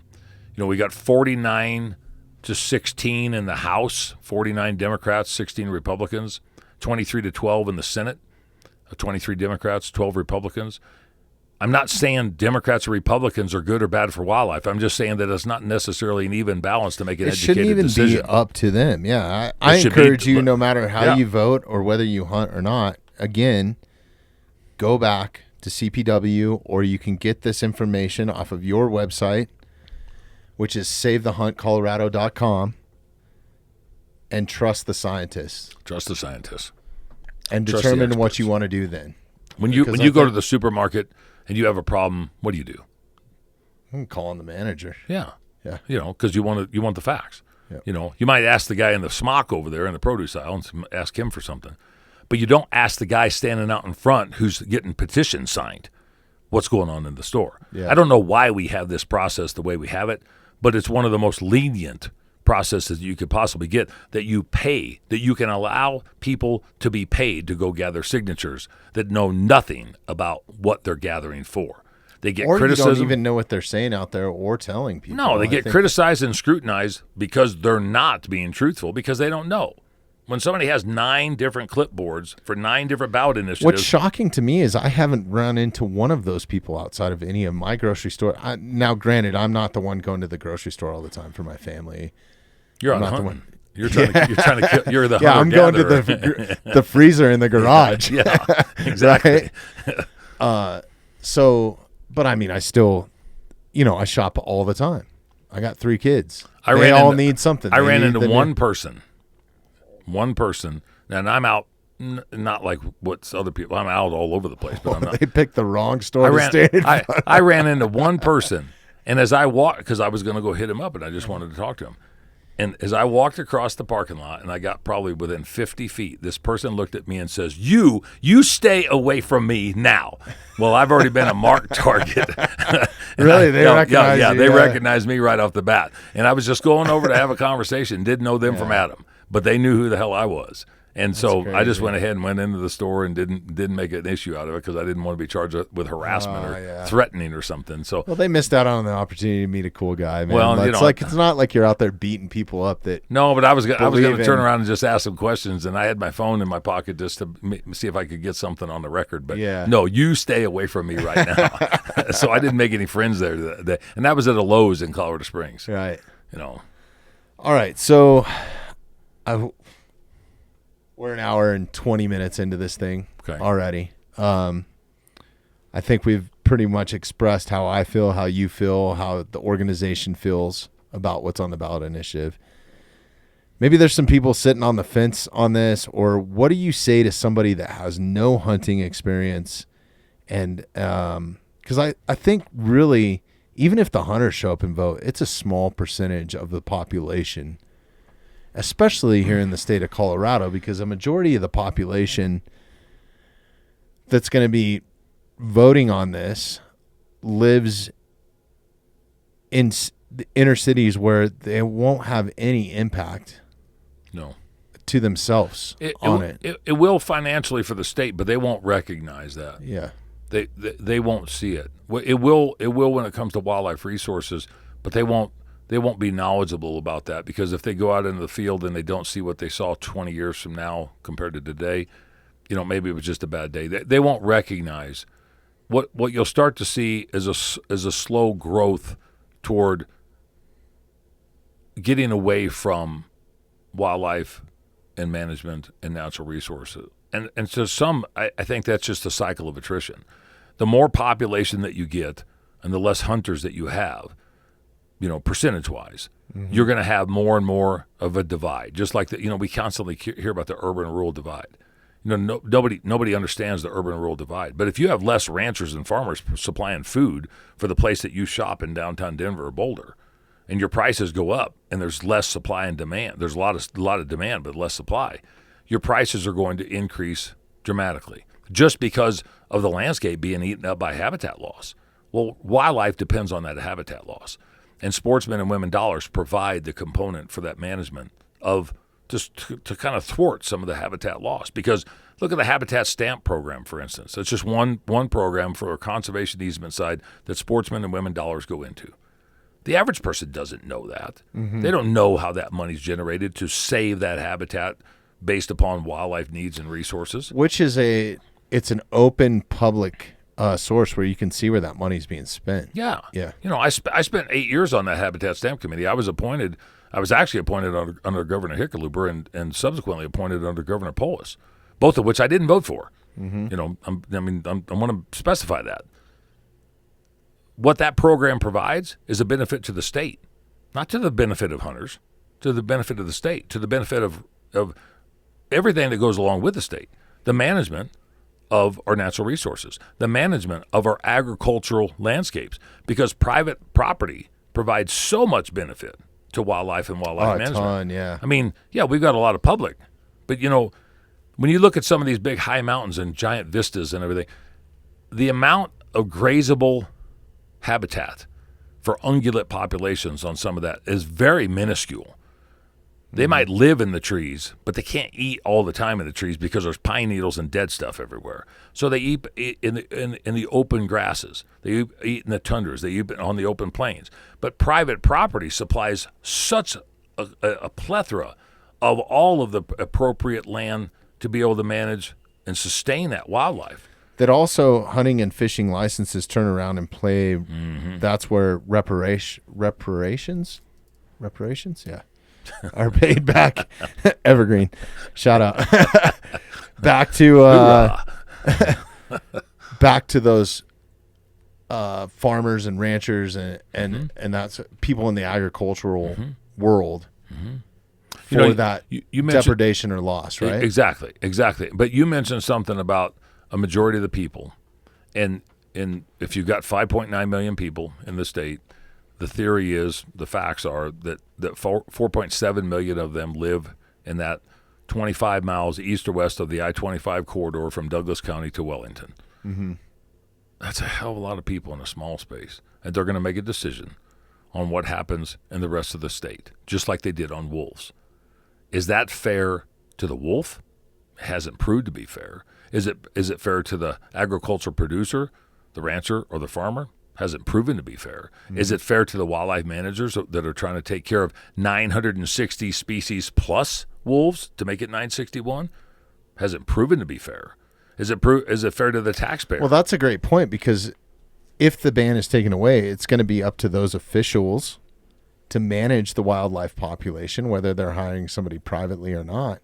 Now they don't have all the tools that they once had to manage that resource. No, tools in the toolbox are part of the necessary practice of what we have in a variety of different things. I'd like to see somebody really change the spark plugs on a vehicle without a spark plug adapter on your wrench. CPW should have all the tools available to them, every single tool, for a variety of different circumstances, for a variety of different species, for a variety of different landscapes, for a variety of different pieces of the public, whether they're producers, whether they're avocational pursuers, whether they're just bird watchers that want to go out and turn around and do it, or if you want to turn around and mountain bike or go to a state park, or if you want to fish. They should have the tool available to them to do whatever they need. Now, look, do I agree with 1,000% of everything that CPW does? No. But do I know all the components of what it takes to do what they're talking about? Yes. Do I believe, honestly, that they're doing the best that they could possibly do with what they have to work with? Yes. Why the hell restrict them? Why the hell stop them from utilizing all the tools in the toolbox? And according to state statute, and according to the North American model of wildlife conservation, and according to science-based wildlife management, all the tools in the toolbox that they've had have worked so efficiently to provide an abundant resource in a highly regulated landscape to where all the people and all the wildlife benefit equally. Period. I'm not talking about individual animal. I'm talking about species. Yep. Why would you want to change that? If you have a perfect setup, why would you want to change it? And I guess that's what I was kind of getting at, and why I urge people that are on the fence with this or confused about it or whatever to trust those boots on the ground people, the people that spend the most amount of time interacting with the wildlife. That is their job. And also have the education to make executive decisions to control those populations. Yeah. Right? It's not up to me, even though I'm a hunter. It's not up to somebody that mountain bikes or rock climbs or whatever to close a rock face because there's a nesting bird in there. You know, like it should be up to whoever has the most direct and most educated control over that species. Over that landscape, over that resource. And, you know, this is not a threat or an ultimatum, but it sure makes you want to turn around and do something to affect somebody else, to see what the tolerance level is for other parts of our community. What are you willing to lose? What do you want taken away? And whether it gets down to it, nobody does. Yeah. This is me, and this is who I am, and this is what I do, and you shouldn't screw with it. What organizations are pushing back on legislative stuff that's already been passed? I mean, is there any as far as the hunting side? Yeah. Well, you got to understand the monetary side there. Again, it goes into the money side of it. And money talks and bullshit walks. I mean, it's a tremendous amount of effort, time, and resources, and knowledgeable people, and the appropriate time on the clock wherever it's applicable to make sure that you take advantage of when that time might be appropriate. So while a lot of people have decided to sit idle about, let's just say, the trapping amendment, the constitutional amendment from 1996, or they've decided to sit idle about Initiative 10, which was 1992 to ban the harvest of bears in the spring with the utilization of hounds and bait. Which that is a great example to go and look at right now and look at the bear problems that we're having in the state of Colorado just because of that. There's a tremendous amount of bears that are euthanized because of conflict resolution. There's a tremendous amount of nuisance work that has gone on the trapping side because trapping was taken off of the landscape from an avocational perspective. And how do I know all this? Because I'm a flippin' wildlife control guy. My business boomed from 1996 until now. Which is crazy because you're lobbying against something that would improve your business. Yeah, exactly. That's how much you care about the wildlife. That's how much I care about the wildlife. That's a great point. I mean, my business, we ran out the free stuff starting in 1997, 1998, and 1999 because the free guys couldn't afford to do it because there was not enough government employees to be able to do it. Private guys came out of the woodwork. Private guys supply it all. How do I know that this mountain lion deal is going to turn sour? Because in 1997, there was less than 40 guys in the state of Colorado doing the work that I was doing that were bona fide businesses. There were some guys that were doing it on the side. They did it for the church or maybe the local rancher or something. There was 40 guys. There's over 4,000 people in some capacity that are doing it this year. I see guys in wrapped trucks. Yeah, and I'm one of them. Yeah. That we supply a service to the booming population. Now, back then you had 2.9 million people, and now you got 5.9 million people. But when there's nobody out there doing it avocationally, somebody is going to pay to have that stuff removed. And if it's big game in the state of Colorado, the state is going to pay. And where do they get their money? They're going to get it from taxpayers or they're going to get it from license sales. And if you keep getting rid of hunters, there's no other hunters to get license sales from, so the taxpayers are going to do it. This is not going to solve the problem of mountain lions and bobcats dying. They're going to die. Is somebody going to get the benefit of harvesting that animal and paying into the system and salvaging the meat and salvaging the other parts and pieces off of it? Or is the government going to turn around and come to the rescue and solve all of our wildlife conflict problems? I think that's BS to think that that's the way to do it. Well, fortunately here in the state, and I encourage people to go and look at this because it's pretty blatantly honest, and the writing's on the wall if you're looking at just the facts. There's some other states that have already banned the harvest of mountain lions. California. And look at what they're going through right now. They pay a federal government guy or a state government guy or a county government guy to go in there and turn around and do the same thing for that people were doing to pay for the opportunity and the privilege to do. And they didn't have near the human-animal conflict problems then because there was a sustainable offtake that the California Game and Fish Department allowed to happen. But animal extremists said no. It's not because that system doesn't work. It's because we don't want you to do it. It's not because that you're harvesting too many. It's because we don't want you to do it. Mm-hmm. It's not because you met the quota. It's because our number is 0. That's all they care about. Get the hunters off the landscape, stop the harvest, and if you think it's going to stop with mountain lions and bobcats, you're mistaken. Yeah, that's the scariest part to me is it's just this is opening the door to the next thing. Yeah, yeah, significantly. Dan, it's crazy, man. Like I said, I'm grateful to have you. The hunting community is grateful to have you. Everybody speaks highly of you. I think one of the coolest things that also, and I encourage you to go and do this and come and meet some of these people in Dan's organization and Dan himself at some of the events that you guys put on, because it's a win-win-win for everybody, right? Like you get to experience something. You've had a ton of support from, celebrity hunters like Cameron Haynes. Oh, yeah. Shout out to him. Derek Wolf, Jermaine Hodge, like a lot of the same. Yeah, Laramie Sasquatch Miller, Zach Hansen, Sam Westfall. We got Miss Rodeo Colorado coming to an event on August 9th and 10th. I think, if this is coming out on the 9th, it'll be the 10th. Yeah, it'll be this weekend. Yeah. So, yeah. Yeah, and we have a plethora of support sponsorship-wise. And I would encourage people to go to ColoradoOutdoorsmansDays.com and look at what we've done, look at what we built, look at the value that we're creating for education and interaction and engagement on the landscape to get people to understand the importance of not just what we're talking about. But, Colorado Parks and Wildlife is a sponsor of that particular event. There's a kids fishing derby, and there's hunter education classes, and there's archery shooting, and Cameron Haynes is coming. And I think we counted 34 seminars and demonstrations that are going on for 2 days. We've got an Amish bake sale. There'll be buggy rides, a chuck wagon dinner, a mountain man encampment, vendors. And you name it. We're doing it because it's about sportsmen. It's not about mountain lions. It's not about bobcats. It's not about one aspect of hunting or fishing. It's about all of it. It's about conservation, the North American model, and what it takes to have what we have so we have it for the future. 2-day event, August 9th and 10th. Be a big fundraiser banquet tomorrow night, I guess, on Saturday. And Cameron Haynes is going to. Do you have to pre-purchase tickets or purchase tickets for the banquet? Okay. Purchase tickets for the chuck wagon dinner, which would be tonight essentially, and so people would get a chance to turn around and meet Cameron, meet Derek, meet Laramie Sasquatch Miller. Both of those are two of the biggest sons of guns that you'll ever meet. I mean, you stand them next to each other, and I feel like that little short guy on Smokey and the Bandit when I stand next to him, and I'm not little. Yeah. I have a hard time finding that feeling unless like Josh Walker or Derek Wolf walks in the door or Scott Parker. I'm like, wait a minute.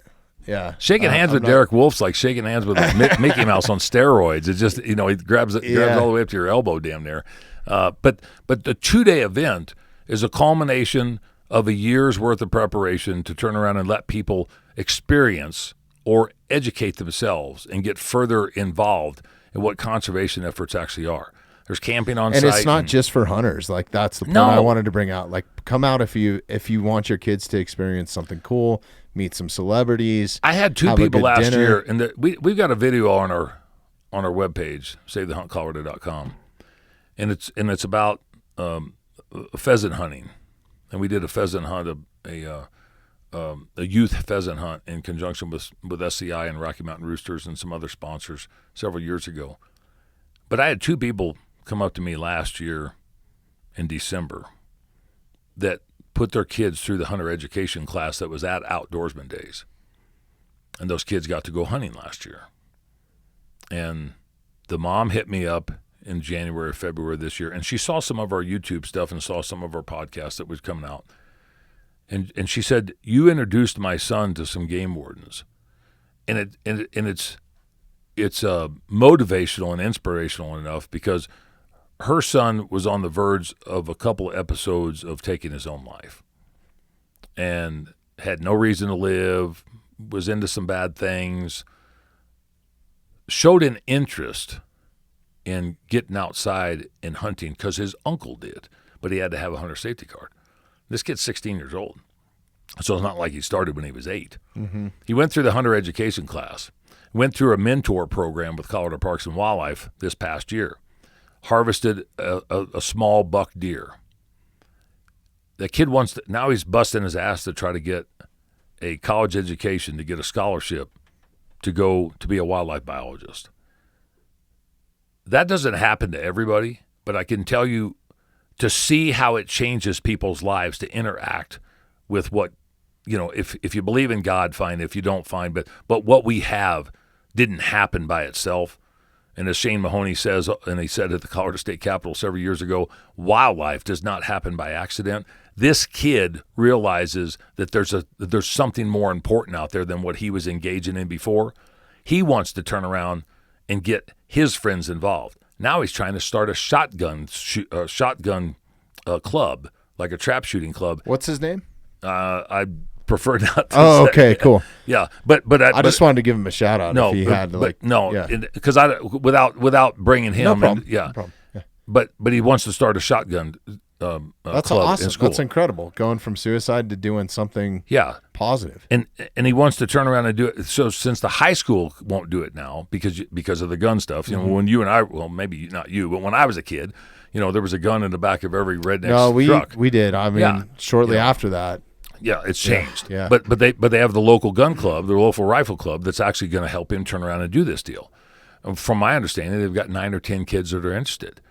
Okay, that's a start of going down a different road of getting off cell phones and getting off their computers and all the social media crap to get them outside and show them there's more to life.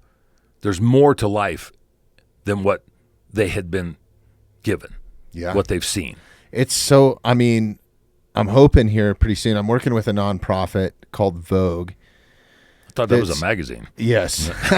It's a horrible name. If you're listening to this, Ben, I'm sorry, but because a lot of people read into it, but it's Veterans Outdoor Advocacy Group. They are lobbying right now for the VA to be able to prescribe outdoor therapy as opposed to SSRIs. Mm-hmm. And they're doing the brain studies and the science behind it, and they have some really smart neuroscientists that are studying the effects, in a placebo setting with guys on SSRIs, why they're experiencing this, guys in transition, and then guys outside of it. That's cool. And that's what they're lobbying for. And it is profound, and I can attest to this. This is why I hunt. If you're feeling down, man, take a walk in nature. It doesn't have to be a run. It doesn't have to be a rigorous hike. It doesn't have to be. And the thing is, Bobby, anybody can do that. Mm-hmm. It's just that you and I pursue to do it with our weapon of choice. Mm-hmm. Sometimes it might be a camera. Sometimes it might be just binoculars and a spot and scope. Well, I do it more without a weapon than I do with a weapon. Well, even if you do it with a weapon, you just take the weapon for a walk. You might as well leave it in the case and take That's it. True. That's true.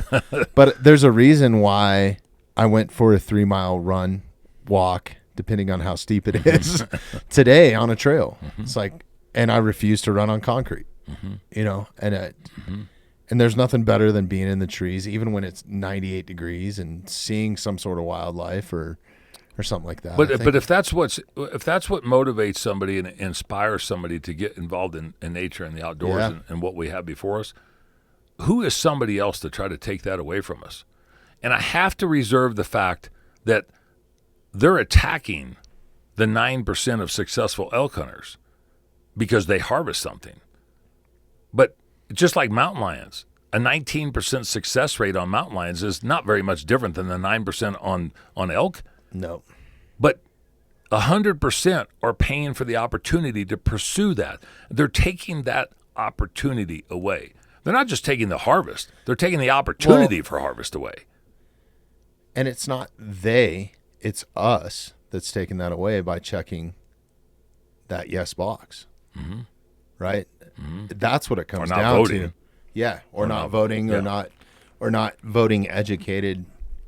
See, those are educated vote. And those are some of the things, like at Outdoorsman Days, this weekend, that you'll see if people are so inclined. Mm-hmm.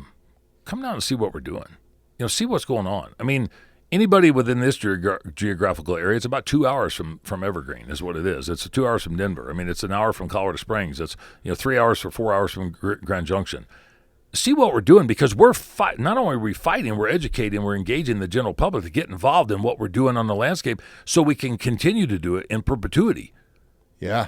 Not just for this generation. And even if you're not, I think one really good thing that they do in hunter safety that is just amazing.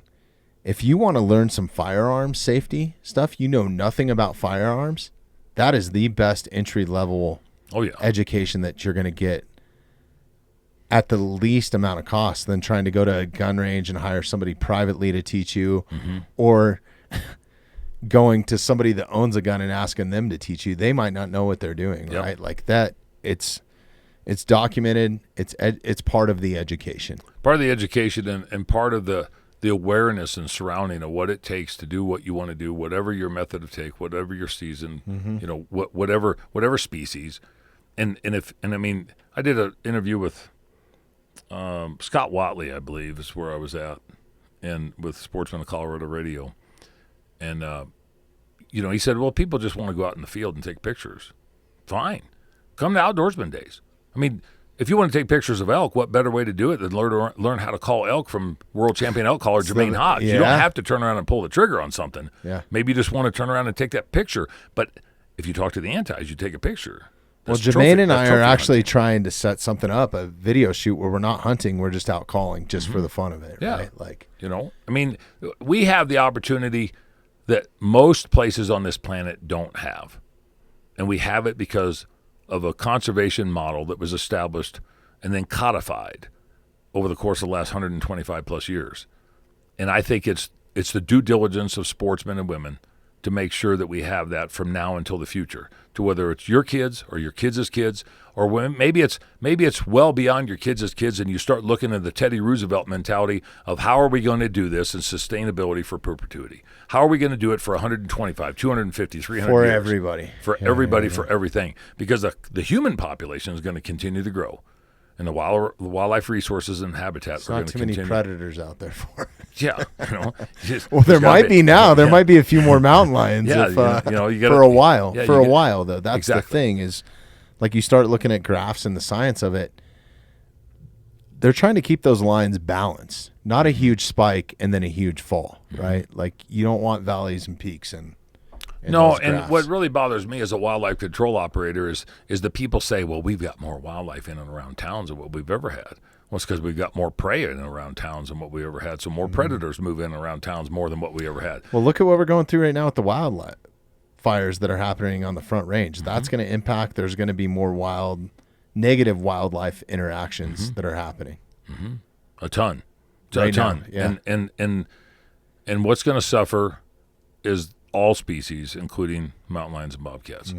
And I just hope that come November 5th, that people have educated themselves enough.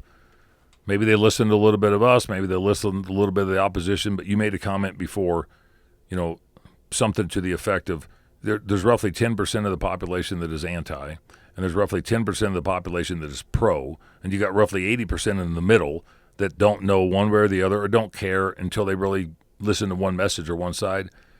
We need 41% of that 80% is all we need, in theory. Yeah. I know the numbers don't come out completely like that, and it's not like every single sportsman or woman is going to vote for or against this particular initiative. They have their own personal preferences. If you listen to Cats Aren't Trophies, they've got people there that are lifelong sportsmen and women that they think that we shouldn't be harvesting mountain lions. Really? Oh, yeah. That's what they claim. Now, I don't know if those people actually personally licenses. There's also people that show up here to fish at the lake, and they're not fishing. They're fishing for whatever on Instagram for likes, right? Exactly. You know what I mean? They're not doing any fishing at all. They're just holding a fishing pole and taking a photo. Yeah, there's it's going to be interesting to see how this plays out this November, because it's going to set the tone and narrative for the next 5 to 10 years of potential wildlife management in the state of Colorado, and it'll set the precedent of how our wildlife is managed in the western United States because of big game interaction, because of big game preference or pedestalization.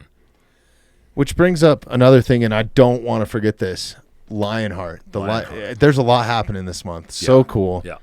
This is an amazing film put together by Robbie Kroger, right? Yeah, Robbie Kroger, Blood Origins. Yep, at Blood Origins. Award-winning film. Yep. It's premiering right here at the Paramount Theater. If you want to learn more about houndsmen and, you know, the harvest of mountain lions and the reason why they use dogs to hunt them. This is an incredible film and a star-studded premiere that a ton of people are going to. I mean, I'm sure tickets are going fast. Are tickets still available at this point? Some tickets are still available. I think there was a glitch on Ticketmaster, one of the third-party deals, which they had to figure out a way to correct. But they still got tickets available. Okay. And granted, they got 27 days to sell tickets as well. Yeah. I preface this. It's not like an Eagles concert or anything. But I want to also bring up another point. Like, these tickets are not like $60, $70. No. It's cheaper than what it costs to go to the AMC movie theater Yeah. and watch Minions Exactly. 2 with your kids or something. Cheaper. Yeah. I think it's like $15 a ticket. $15. I think they've got a limited number of $100 VIP pre-reception and seating tickets, and there's going to have a wild game sampling or hors d'oeuvre type deal. There'll be some silent auction type stuff. I know Robbie's going to get up and speak. I've been offered an opportunity to speak. I think Brant McDuff is coming in the night before and doing some sort of a conservation hunting 101 class in some brewery downtown, and trying to get support from backcountry hunters and anglers and the Theodore Roosevelt Conservation Partnership. And it's a single night event, but there's a lot of other people trying to capitalize off of the gathering in the area of their community. Oh, it's going to be so huge. Yeah. I think. Yeah, I've been coining it to the media guys that I deal with that it's essentially it's a red carpet event to get people to understand the intricacies and the complexities of lion and houndsman hunting, and this is something to where it's something you won't see unless you're a houndsman. Do you have time if we watch the I can do trailer whatever. real quick? Yeah. Mm-hmm. You're buying lunch. Can you see if you can find? Yeah, heck yeah, I'm getting hungry too. Just got to find some place that serves wild game around here. Wait here. We got a bit of an internet lag, but this is an amazing film. You can tell if they've eaten or not yet. It's a good way to check and make sure they're getting fed. Is if they're looking around for something to eat, then I start to get concerned. I know, you're so handsome with your little blaze face. Huh? I think that there is a misconception that they're just tools. Or, well, you just hunt them and then you leave them be for the rest of the year when the hunting season's over. And that's not logical. It doesn't make sense. Oh, we're all going to come over now.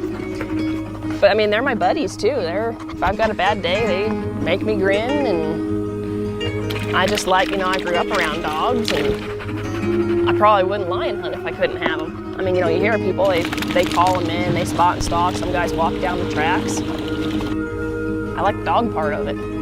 That salmon oil's in the closet.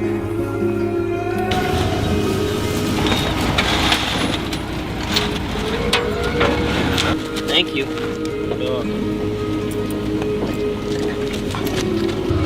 He did such a good job on this. Pretty remarkable. Yeah. And anybody that spent any time around houndsmen, I won't kill a lion again. I personally will not kill one. And the only way I would ever want to kill one is if it was hurting a person or something, which is very rare. You don't know anything about a lion until you follow one for a week, and that's a true statement. Most people don't have a clue, only what they see on TV or read. I think for most houndsmen, it's the dogs that keep them going, and I think that's the true love of the sport is the dogs. But we really like the lions and enjoy watching what they do. And I wish people knew that it's not portrayed how you see it in the anti-hound hunting films. That it's not a extremely stressful event on the animal that's being pursued. Those dogs are in their absolute happiest place they could possibly be. You can't force them to do that. So my name is Becky Dwyer, and I live in northeastern Nevada. We're lion hunters.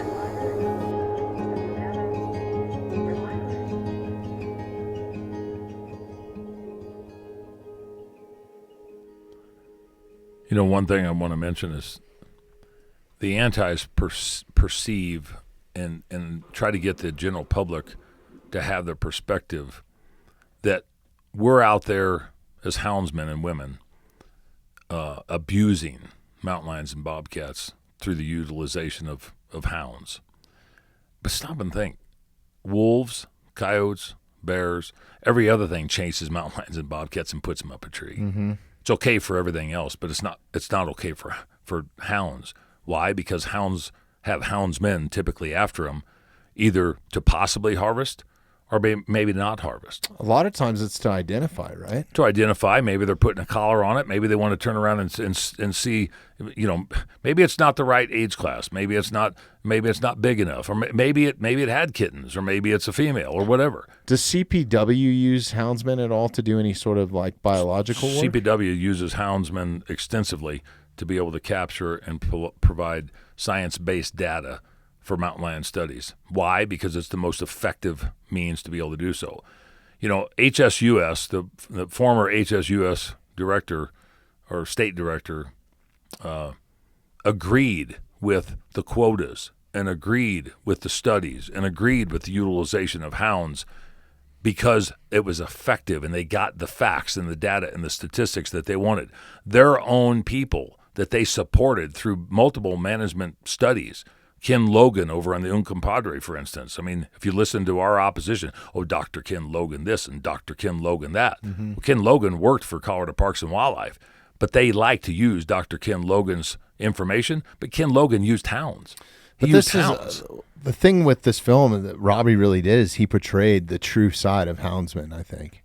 Yeah. And told the other story, right? Other than the bloodthirst story. So I encourage you, man, go watch this. This is awesome. Show up on August 29th and see what this is about.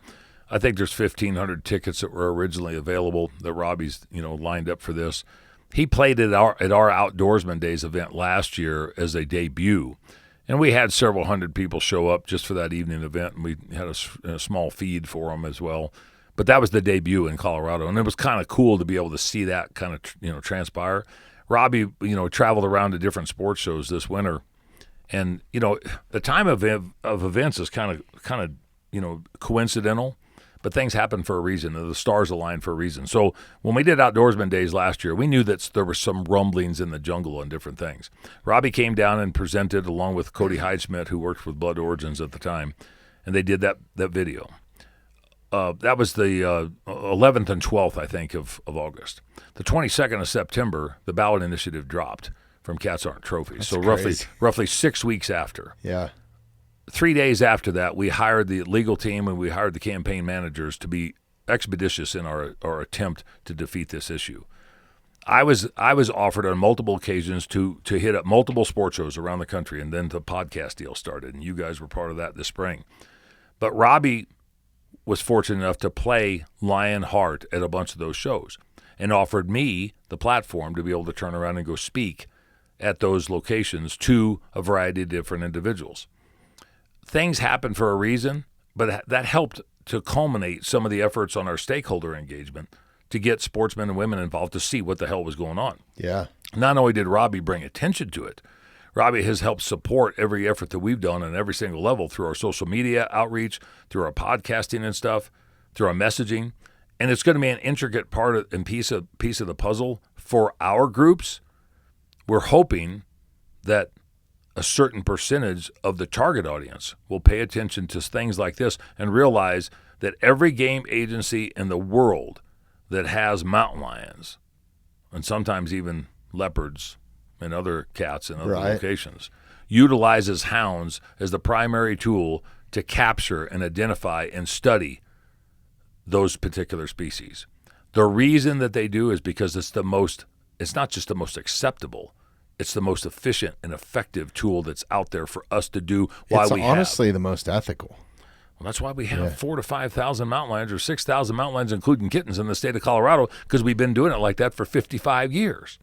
It works. Yep. We should allow it to continue to work. We should allow the science-based experts to continue to do what they do and practice not only what we preach, but what the North American model, what the statute and the regulation of the state of Colorado and the Western United States has, and make sure that we give them the tools in the toolbox. And if we can't do that, who's going to turn around and have the tools in the toolbox for fish or eagles or anything else, whether it's a game animal or not a game animal? It has to have the tools available to them to be able to turn around and pursue sustainable wildlife management in perpetuity. 100%. Couldn't agree with you more. The coolest thing about this is I learned something from it, even though I've been on a couple lion hunts. and stuff like that, I still learn something from it. And it's just the way it's portrayed, and it's showing the authenticity of houndsmen and what they do. And I mean, this is somebody's livelihood too. You're screwing with my life. Yep. You know, I mean, if we saw a documentary at the Paramount Theater about mountain biking, and we were all down there turning around and trying to protest that, mountain bikers, you know, Warren Miller does it every year. You know, when I was on Meat Eater in March, and Ryan Callahan had mentioned something to the effect about, you know, if there was a ballot initiative to stock rock climbers because, you know, they would get up in the rocks. Yeah, that's where I got my ground nesting birds. Yeah, exactly. Or whatever and, it was. You know, I mean, does that happen? On occasion. Is that a reason to stop it? No. Should you alter? Possibly. Should you modify? Probably. But that's not a reason to stop it. We are part of the ecosystem. We are part of the diversity side of wildlife and natural resources and the management of that. And we should not discount what we provide to the landscape, to the resource, and to all the species in combined. Well, and also to raise another point there, if they're mandating to me as a bow hunter or a cat hunter that I can't hunt a particular species, in this case, mountain lions, at all, whether you have a rifle, a gun, dogs, whatever, not at all, then why couldn't they turn around and do that to rock climbers? They can. Or mountain bikers. They can. And if people don't think that they can. And the interesting thing about that is the mountain lion hunter, the bow hunter, pays into the system. The rock climber and the mountain biker doesn't. It's easier to get rid of stuff when there is no monetary benefit or nobody has an accountability to be able to turn around and pay into the system to be able to manage that resource appropriately. We pay into the system. It doesn't pedestalize us. It's just that we are doing the yeoman's work of that management objective, and mountain bikers and backpackers historically don't unless they buy a state wildlife area access pass or maybe a state parks pass or whatever. But there's not a mountain bike license to go ride through the wilderness on public or private land. If I hunt wildlife on private land or public land, I have to buy a license. If I'm unsuccessful, the money still goes to the pot. You ride a mountain bike on open space, you ride a mountain bike on the state forest, you ride a mountain bike on national forest, the BLM, private property, there's no license that goes along with it. There's nothing to maintain that. Nothing. Yep. That's where I think there's no other system like that. No. I mean, we don't have the North American model of mountain biking. We don't have the North American model of – we have the North American model of wildlife conservation, and we have it for a reason. Yep. We imposed the taxes on ourselves over the course of the last 125 years, and the other recreational groups have not done that. And when there's been a suggestion about a backpack tax or a mountain bike tax, oh, my God. The arms come up. People can't afford it. Why should we have to pay it? Why are we the only ones paying it on the wildlife side? Where hunters voluntarily pay it. Mm-hmm. And have. Yeah. You know, the Dingell-Johnson Act of 1950, the Pittman-Robertson Act of 1937, what we've done in migratory bird acts and marine mammal acts and all the stuff. We supported all that stuff to help conservation and conserve our wildlife resources. Mountain bikers haven't. Yeah, 100%. I mean, I'm not just knocking mountain bikers. I'm just no, saying. We keep bringing them up, you know, but that's probably the most snowshoers, prevalent, cross-country skiers, you know. I mean, you pay to ski on a ski area. Frisbee but you don't, golfers, whatever. Yeah, you know. I mean, it doesn't matter. Let's take it all away. Yeah. None of us should be on the landscape. We shouldn't do anything to turn around and disrupt, whether it's subliminally or actually harvest something. Let's just take it all away. That's bullshit. I don't want them screwing with me. I don't want them screwing with you. I don't want them screwing with Sean. I don't want them screwing with anybody else. You might as well be living in a bubble then at that point, because you know what I mean? Yeah, I think some people are, Bob. Yeah. I really do. I agree. And I think that they want to have all their problems solved for them. Yeah. I think is another issue. Dan, we're coming up on time. It's always been awesome having you in here. Thanks. Before we jump off, is there anything that you want to bring up that we haven't already talked about? Or I just think to reemphasize the need to make sure that you're registered to vote. The need that you vote. You don't want to do what we do, at least you're voting and you're part of the system. Vote yes or no. Don't turn around and just ignore it. It's one of the privileges and the rights that we have as people of the state of Colorado and the United States to take our management of our natural resources and governmental operations seriously. And if you're hunting at that time, then put your mail-in ballot. If you're not sure what to do, educate yourself. Don't go to SaveTheHuntColorado.com if you don't believe what the hell I say. Go to Colorado Parks and Wildlife. Check them out. 100%. Check the facts and the data and the statistics. You want to see anybody to start there, and then you want to see the criticisms of the lunatics that I think they're on the other side of this opposition, this proponent measure. Go to their website and look at that. If you think you can live with that, then vote their way. But I don't think the logical-minded person is dumb enough to follow that mentality long enough. We've seen what it's done with wolves. It could have been done better. It goes back to somebody making decisions for you. If that's what you want, go to that one. I don't want people telling me what to eat. I don't want people telling me what to wear. I don't want people telling me how to pursue my avocations. I don't want people to tell me how they're going to continually screw with my life. I don't want to be forced to drive an electric car. I don't want to be forced to have solar panels on my house. I don't want to be forced to eat tofu, and I ain't going to turn around and wear flip-flops and tie-dye shorts. Somebody wants to do that, fine. But quit telling me how the hell I should live my life and what I need to do because you don't like it. Whether you moved to this state, whether you were born to this state or whatever, I have the opportunity to do my privilege of what I want to do to live on this planet. And I'm not trying to screw with anybody else doing theirs. I'm not trying to disrupt theirs. Quit trying to disrupt mine and everybody else that is doing the yeoman's work to make sure we have what we have in perpetuity. I agree with you 100%. That's why I love America. Appreciate the opportunity. Yeah, man. I appreciate you. Definitely open the show notes now. If you have the means, donate to Coloradans for Responsible Wildlife Management. It's the website. If you're just listening, you want to type it in. It's SaveTheHuntColorado.com. You can find information there. There's direct links to Colorado Parks and Wildlife, video, the management plan for cats, population, all kinds of valuable educational information there. There's a direct link to the Lionheart thing that we just discussed, Robbie's film. If you want to buy tickets to that premiere, I urge you to do it right now because we're coming up on the date, and I don't know how many seats the Paramount has, but I know it's not giant. Yeah. It's not giant. Definitely get in on that. That's going to be a fun night. It'd be cool downtown Denver. Wild game tasting there or something wild too? game, like hors d'oeuvres or light appetizers or something. Super cool. No, the guys from Howl for Wildlife from California are going to be there. They're going to be at our event. I mean, you got some celebrity guys and guys in the industry coming around, and if you want to be part of the conversation, come to that event on August 29th, and we'd love to meet you. It's not just the film, too. Correct me if I'm wrong. Right? There's a thing before and kind of after. Yeah. It's an evening worth of interaction, engagement, fun, and activities, and being part of the conversation about what it takes to manage wildlife in Colorado. Absolutely.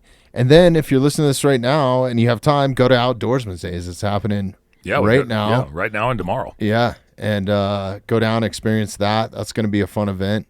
I'm hoping I can make it down for an evening or a night or something. Derek Wolf is on. Let's see, Laramie Sasquatch Miller's on at 11 o'clock for his seminar and demonstration. Derek Wolf is on at noon. Cameron Haynes is on at 1. And I think Ray Livingston off Alone in the Mountain Man series is on at 2.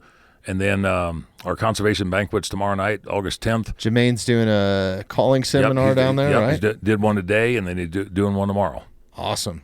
All right. Well, let's go. Go experience this. Go have some fun. With Coloradans for Responsible Wildlife Management. Come out to the Lionheart film. Dan, I really appreciate your time and what you're doing. I know you had a million places to go today and phone calls and all kinds of stuff, so I don't want to take any more. This is less stressful. So yeah, but I genuinely appreciate you coming on here. It's educational for me and our listeners, and I always enjoy hanging out with you regardless. So, thanks a bunch. Appreciate it. All right. Thanks, everybody, for listening. Go register to vote.